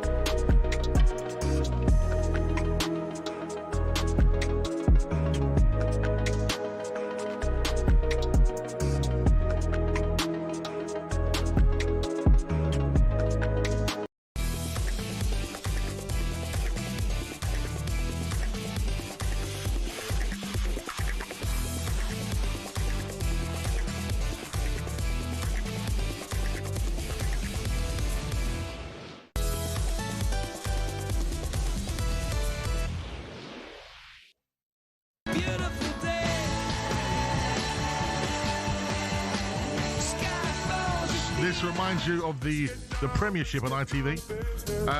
That was U2, Beautiful Day. This is, of course, Tiesto, Let's Get Down to Business. And then Monty Python, Bright Side of Life, are 3 songs for our mystery footballer. Always you know that song before, Tiesto, The Business. Let's get down, let's get down. Down to business, yeah, that song. My children are convinced I sing that song. They're like, it's Daddy's song. I'm like, it's not me singing that song. Sounds like you a little bit. Let's get down, let's get when down. When you do your deep one, yeah. Do the deep voice. 3 great songs there, 3 very different songs. You 2, of course, are from where? Ireland. Tiesto's from where? Ireland. no, you're sounding like a Father Ted sketch now. Ireland. Do you remember when you said about Eurovision earlier? on Father Ted when they made the Eurovision, because basically Ireland kept winning the Eurovision every year, and it became too expensive to host it. It's like, we need someone to lose, and they done My Lovely Horse. Father Ted, listen, if we've got some old school comedy fans on here, Father Ted was up there with the great. Yeah, one of the great sitcoms, no doubt about that. We best scripts. Oh, it was just so funny, wasn't it? We Dermot Morgan, man, we lost him too early. He was a comedic genius. Yeah. So funny. My lovely horse. Of course, we are celebrating all things Irish tonight because Ireland are through to the World Cup qualifiers. Not through yet. Yeah, but to the qualifiers. Yeah, of course. That's massive. You know, to come out of that. Italy might be in that, by the way. Could be a repeat of World Cup '94. Was it New York they played? Yeah, it was. Well, and imagine searing heat. I seem to. It was hot, but you know who's in New York? Irish people and Italians. There's lots of them. There's literally, it's like you're a load of Irish bars, and then over there's like little Italy. So, and you got to prepare yourself for the World Cup, right? Because we're going to get some games in heat that's going to be unbelievable. They're going to have water breaks and etc. But you're going to remember some of them games you get in the World Cup where no one really wants to win because you don't want to lose, particularly the first game, and it's just like, oh my God, it's like watching paint dry. We're going to get a few of them. Absolutely. In that heat. The World Cup started really boring, didn't it? In Qatar, if I remember right, there were some few just dull games. Yeah. We've been talking about limbs. We've been talking about your favourite. We're not talking about arms and legs here, are we? We're talking about the term limbs in terms of a last-minute goal and a moment. And we've been asking for Irish fans. Yes. So I've got some limbs for you, and I've got an Irish fan. Oh, okay, cool. Let's go. But how amazing is this? This is what we do on this show, on The Final Word. We've talked things into existence. You mentioned Troy Deeney. Yes. As one of the big moments for you. Yes. In Best Limbs Ever. Should we hear from the man himself? No. I've only got the big man. I've only got a voice note from Troy. Pards, mate, I love that you've given me all of this credit because I know credit is very, very difficult to get from you because I have heard you're a bit tight, mate. I don't know why, because I know you're loaded, but thank you very, very much. And also, whose other limbs were better? That's what I need to know. Catch you soon, lads. Bye-bye. Oh, brilliant. It's a good point there, because he's actually gone out and said, like, that moment's a I remember where I was moment. And sometimes he's been criticised by football fans going, oh, Troy Deeney. But, mate, Alan Pardew's thrown up there with one of the biggest limbs of all time. It just, in terms of the moment, of one, it's the pendulum swinging one way and looking like it's not going to swing back and swinging all the way to the other side for Troy Deeney and the Watford team. Brilliant. And big shout to Troy, of course, one of our wonderful colleagues here in talkSPORT. Love Troy. Absolute ledge. Right, let's go over to the Irish fan we've been asking for all night. He's an Arsenal fan, which makes a lot of sense. Big Irish contingency over Arsenal. Michael joins us. How are we, Michael? I'm fine. How are you guys? Of course, he's called Michael, like my late granddad Mickey. So big shout to Grandad Mickey, who I watched Ray Houghton score against Italy in '94 with. Michael, we're having a great show. What about earlier with Troy, eh? Oh, that was good, yeah. Brilliant. Can't believe it. Unreal. We're in this situation maybe in a generation. Yeah. What have you made of Ireland's campaign so far? Slow burner. And then the Irish media over here were basically saying, is this guy going to last to the end? Because they were actually talking about him getting a sack. Yeah, I did hear that. Yeah. But things have changed now. I don't know what do you think of it? Well, do you know what, Michael? It's a great point because sometimes, Pards, in these moments of adversity and then to come out the other side, and we see the reaction from the Irish bench tonight as well, the way that they all got together. Is this what can build momentum going into a World Cup and create a synergy, especially in an international team? We've already heard Thomas Tuchel saying how much he's going to miss his players. This moment will go with them. Yeah, I mean obviously we're messing about a lot tonight, but on a serious note, on a managerial serious note, there are games that come around that the making of you as a manager, if you don't grasp that opportunity, then you don't become a manager of any ilk. And so when those games come, and those are really, really important games, you got to stand up and you got to motivate and get that team out to dig that result out like they did. It comes down to not just the playing style and everyone else, but ultimately the manager. Whatever he put in place, he put some positive. It must have, Michael, mustn't it? So, you got to doff your cap to him and say, the big game, he won it. So he'd be sitting pretty in that qualifying game, and I hope they get a great draw. I really do. We'll see. Yeah, because he was saying on the RT or Irish radio there, he likes to create chaos. Mm. Well, he certainly created chaos at the end. Organised chaos, Yeah. Michael, did you hear Pardew's 5-a-side team for the Republic of Ireland earlier, who he had? Let's read it out again in case you missed it. Pards, who did you have for the Republic of Ireland team? Get it right. Now confusing me now.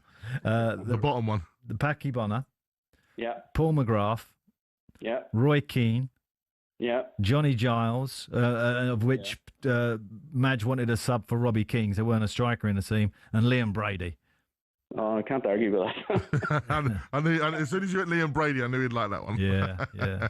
It's a great team, but it's hard to put one in there, isn't there? There's hard to put another one in there.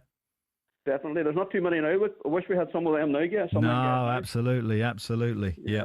Brilliant. Cool. Michael, thank you very much. And let's hope that Ireland get a nice draw in the World Cup qualifier. That part of the World Cup qualifying process I like, the knockout. Yeah, fantastic. It's interesting, isn't it? The 2 games. Correct.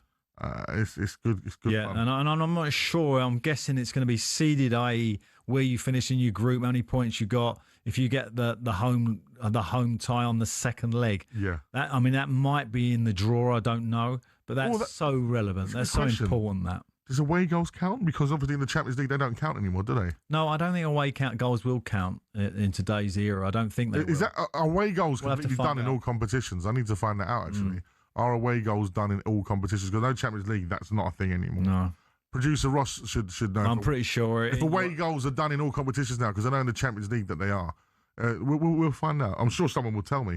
03717 22 Next up, finally, it's only the last part of the show. Waited all night. I've got my boxing jersey on from Riyadh. We're going to be talking boxing. Quite like that top. Not bad. It's the Fury Usyk fight. Yeah. Little memento.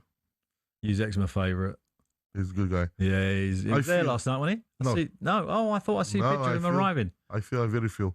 Oh, okay. It is Magic's Pards. We're going to be talking boxing next.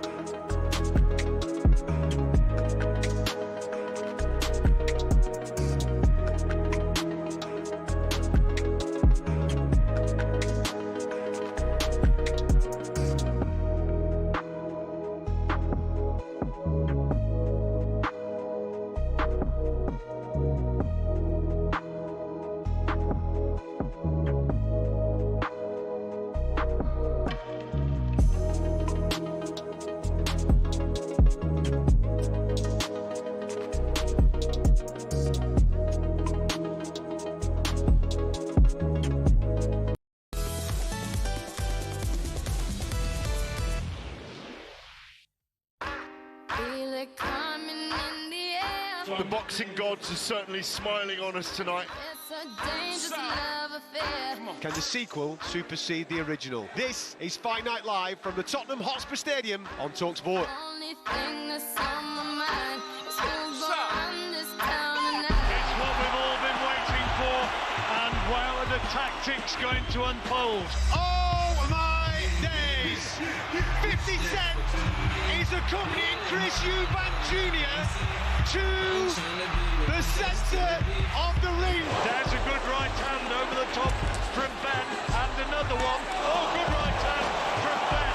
Rocks Eubank back onto the ropes, and a nod of acknowledgement from Eubank. It's quite sad. Eubank looked really disinterested at this point. He looked beaten. Here comes Ben. Right hand, chopping right hand, and another, and Eubank goes down. The Destroyer!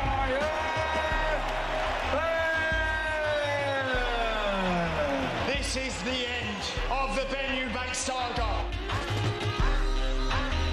Absolutely brilliant, and that's how it sounded live from the Tottenham Hotspur Stadium last night on talkSPORT with our incredible boxing team.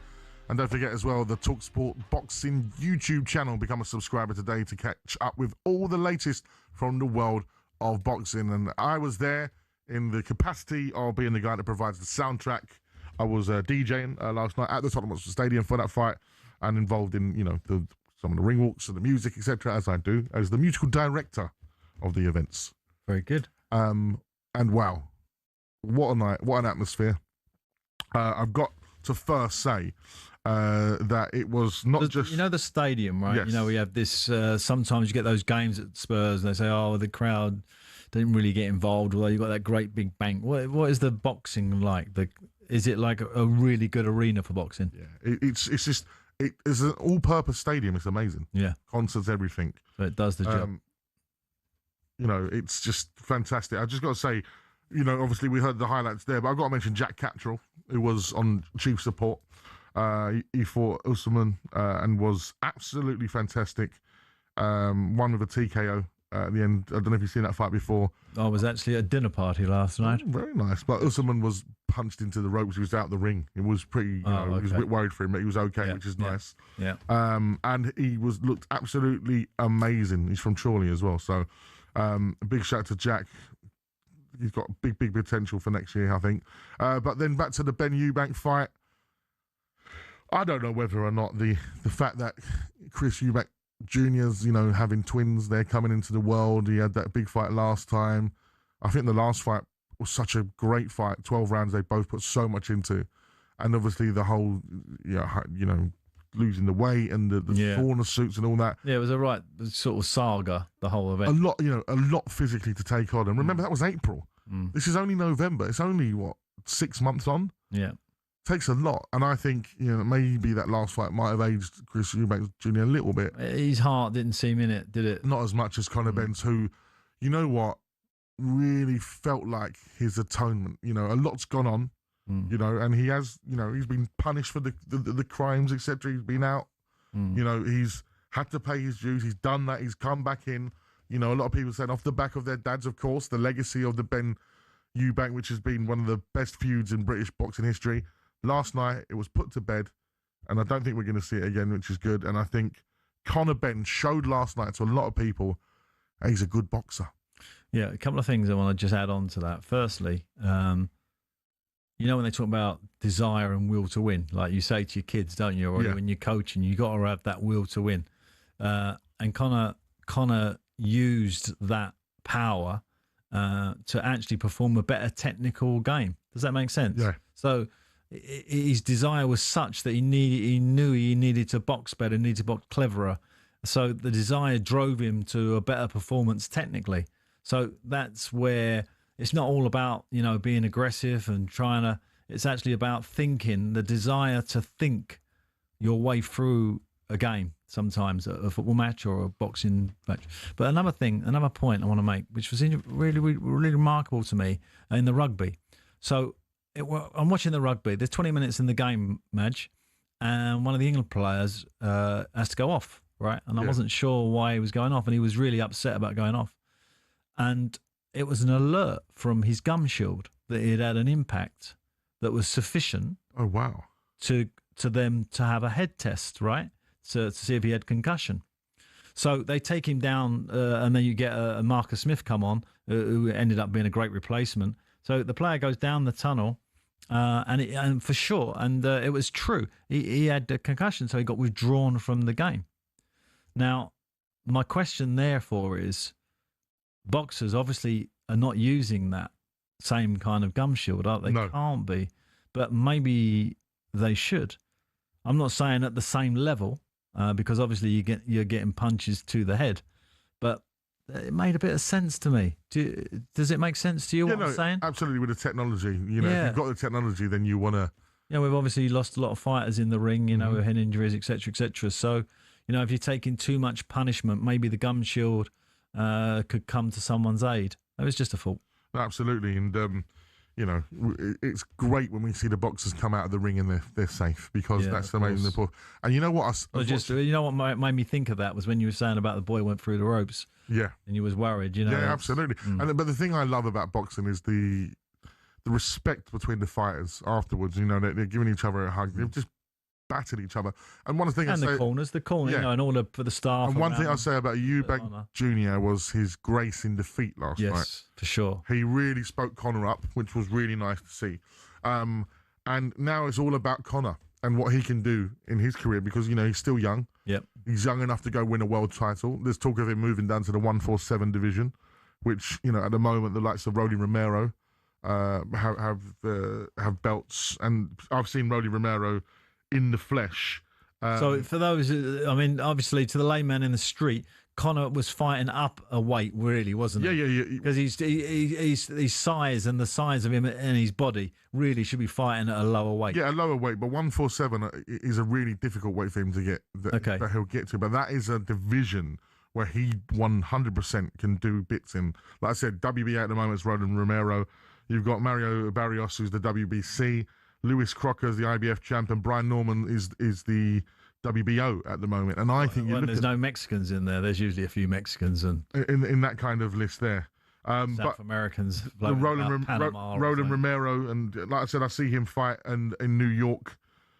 He's from Vegas, and he was good. But I think looking at what I saw from Conor Benn, the combos, the calculation from him, the lack of emotion in this time in the fight is exactly why he run. And of course, I'm no doubt that Jim White and Simon Jordan will be talking more about that on their show this week. I know Simon, of course, does the boxing podcast on the talkSPORT boxing channel, which if you're not a subscriber of already, you should go check out. But a great night of boxing. Good. It goes again next week. They're in Riyadh. The party continues as Anthony Yard will be over there. It's the night. And the Ring, is this all under the Ring magazine? Is that still at the front of the promotion? So this card in Riyadh on Saturday at the A&B Arena is the Night of Champions. You've got Benavidez against Anthony Yard. You've got Devin Haney against Brian Norman.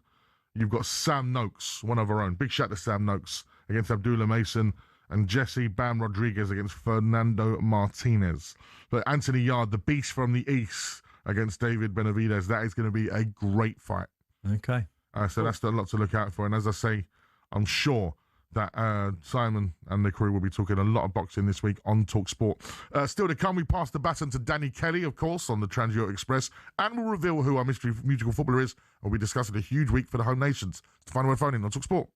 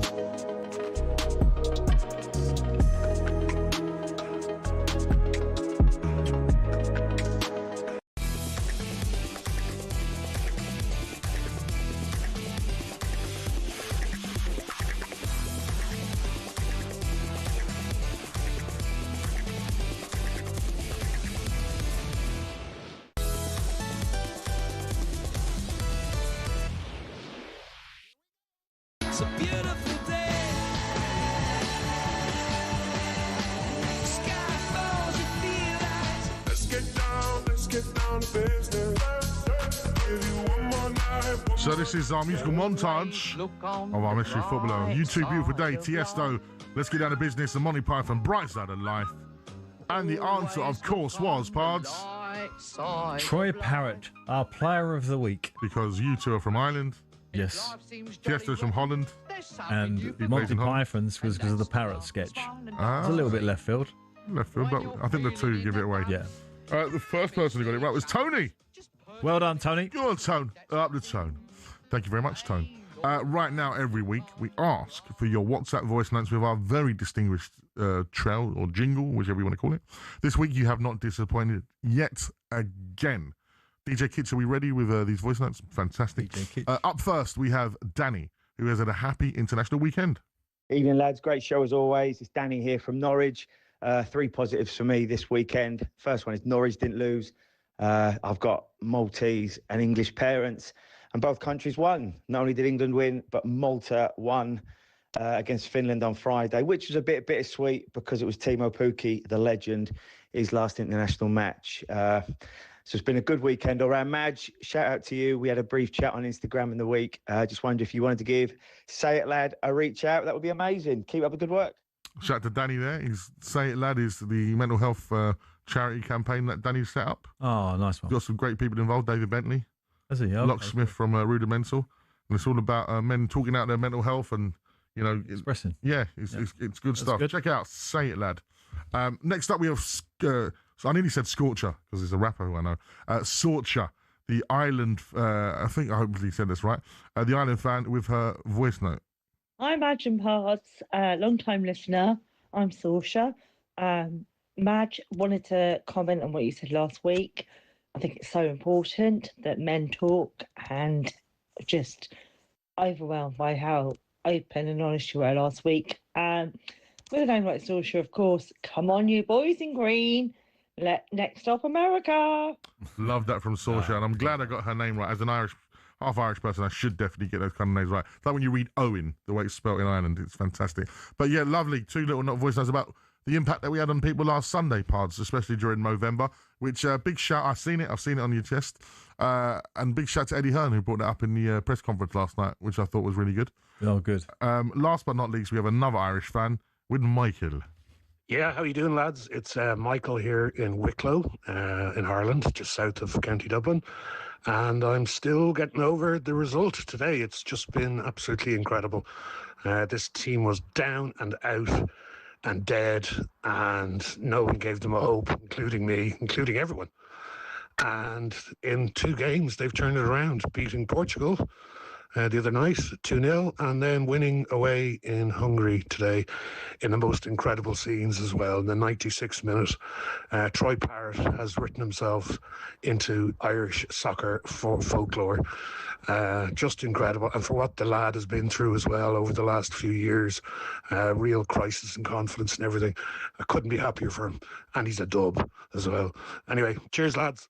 Brilliant stuff there. When you look at those 2 fixtures, Portugal at home, Hungary away, they were the 2 fixtures that was in front of them. You said no chance. No chance. Absolutely. One on both. And a couple of listeners from around the world who've texted us. Trevor Byron's listening in Thailand. He's a Swindon fan, top of the League 2 at the moment, under Ian Holloway, our friend. Yeah. Just in at 3:50 a.m. from a night out in Pattaya. Good fun. And with a Senegalese fan, Rahu, I hope we got that right, my friend, thinks that they could win the World Cup. Well, one of those African nations at some point will win it. Alan, we've got some other business to go through. Let's talk about a big week for Wales and Scotland in the World Cup qualifiers. What's happening there? Scotland. Well, Scotland have got if they win, they go into the qualification. Well, they're qualified. They're qualified, aren't they? Yeah, if that's right, Ross. If Scotland win, they've got to win and they qualify. I'm sure they qualify for the World Cup. Yeah, that's massive for Scotland. Yeah. And Wales trying to get through. I mean, could have all the home nations there. I mean, obviously, we're going to need a little bit of the Irish luck to get them all there. But it would be brilliant, wouldn't it, if all our home countries were there? We could have the home nations in America at a World Cup, all in the same group. It would be so much fun for everyone. Yeah. Wales have got North Macedonia. The winner goes into the playoffs at least. And Scotland, like you said, against Denmark, winners goes to the World Cup finals, and the loser goes into the playoffs. I fancy Scotland. I think that on those big nights like that, they'll probably shoot themselves in the foot, and it'll be all over, and they're out again, and then they'll have an amazing comeback and go through. Absolutely. That's my prediction. And then we got both games on Tuesday. They're on talkSPORT. The updates are England against New Zealand. Pards, you was there. Tell me more. Well, that's you're talking about the England rugby team, which has gone through a sort of process this time last year. Fordy, had a terrible day. Missed a penalty to win us, to win it last year, and we lost. And then, okay, this year, where are we? Can we really turn the All Blacks over in a packed Twickenham? And yes, could we? And a little bit more. They were absolutely terrific and put us in that kind of top four in terms of the rugby union greats. As what are we? 18 months away from the World Cup. And I think England are in a tremendous position with some great young players, and particularly Pollock, this midfield, sort of little Boris Johnson in our team. Next weekend is the North London Derby, Pards.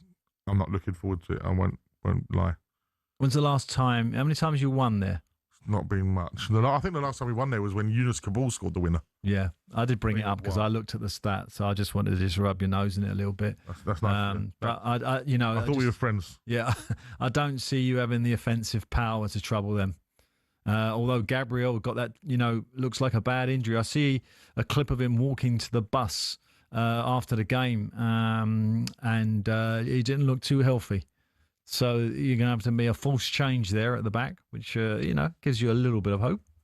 Yeah, it's going to be a great game. I think Thomas Frank's first North London derby. How do you think he should set up for it? Well, I think he has to set up with a real conservative manner. In a way, he should set up like he set up his Brentford sides. I think to go there, play a very kind of stable midfield defensive strategy and look to break quickly on Arsenal and try and capitalise. That's not easier said than done, of course. You've got such pace in that Arsenal back four on recoveries. So it's a tough call. But I think, in a way, it's more him, this game. I think those games where he has Wolverhampton at home or he has a team at home where he's expected to win is more difficult for him. I think these type of games, he's seen so many of them. He knows how to win these games. Yeah, he'll be okay.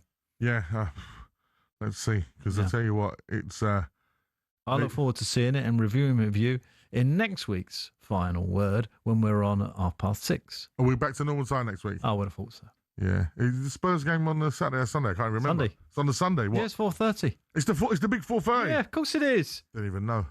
Come on, you got to get, you do, because this is what happens in this international break. You lose focus. It's thrown me off. The Premier League. You do. Everybody does. Do you know what it is, Pards? I've been so in boxing mode this week that I now have to get back into my football mode. Well, I've been very much in football mode because I've been on a few shows this week. You haven't, yeah? And I need a rest now. You're cheating on me. I need a little. Although you know Natalie Sawyer's good. Yeah, Natalie's brilliant. Lovely Natalie. Yeah, we love Natalie. She stands in for you now and again on this particular she show does a great job. When you're doing your jaunts. She knows all about Thomas Frank. Yes, her team. Yeah. Brentford. Do you know who else is Brentford's team? No. Corrupt FM. He's one of my garage pals, is he? Well, yeah, you see how I'm getting on. You got the DJ Beats and the MC Grinder, Chabuddy G. Oh, Chabuddy G, yeah, is he all right these days? Yeah. Newcastle fan. Well, he's tight, mate. Tight. Huge buds. We're tight. Oh, I love that. Pards, it's been lovely. It's been lovely to just sort of relax into the show rather than being hectic after like a Spurs loss or and obviously it's not, it's been a happy show. Yeah. Because usually, on this show, people are ringing in because they've been happy with their team or there's been a performance that's irritated them. But obviously, it was a bit of a stroll for England today. Yeah. I wouldn't say it was a stroll, but it was been a good footballing weekend for me. It wasn't an offensive game. No one really got offended today. Everyone's very happy. Been a good footballing weekend for me. Yeah. That's all from us this Sunday. Thanks for all your calls and texts over the last half hour. Don't forget that Super Ali McQuaist is at ACDC. And Jeff Stellinger here with talkSPORT Breakfast Show tomorrow from 6 a.m. They get up early, those boys, don't they? And if you need some music in the morning, go to talkSPORT app and swipe across to find friend of the show, the brilliant Chris Evans on Virgin Radio. We'll be back next Sunday with the North London game, the main event. But next up here on the talkSPORT, the bingo on talkSPORT is the Trans-Euro Express with Danny Kelly and European Football Encyclopedia, Andy Brassel from Imagine Pards. And good night.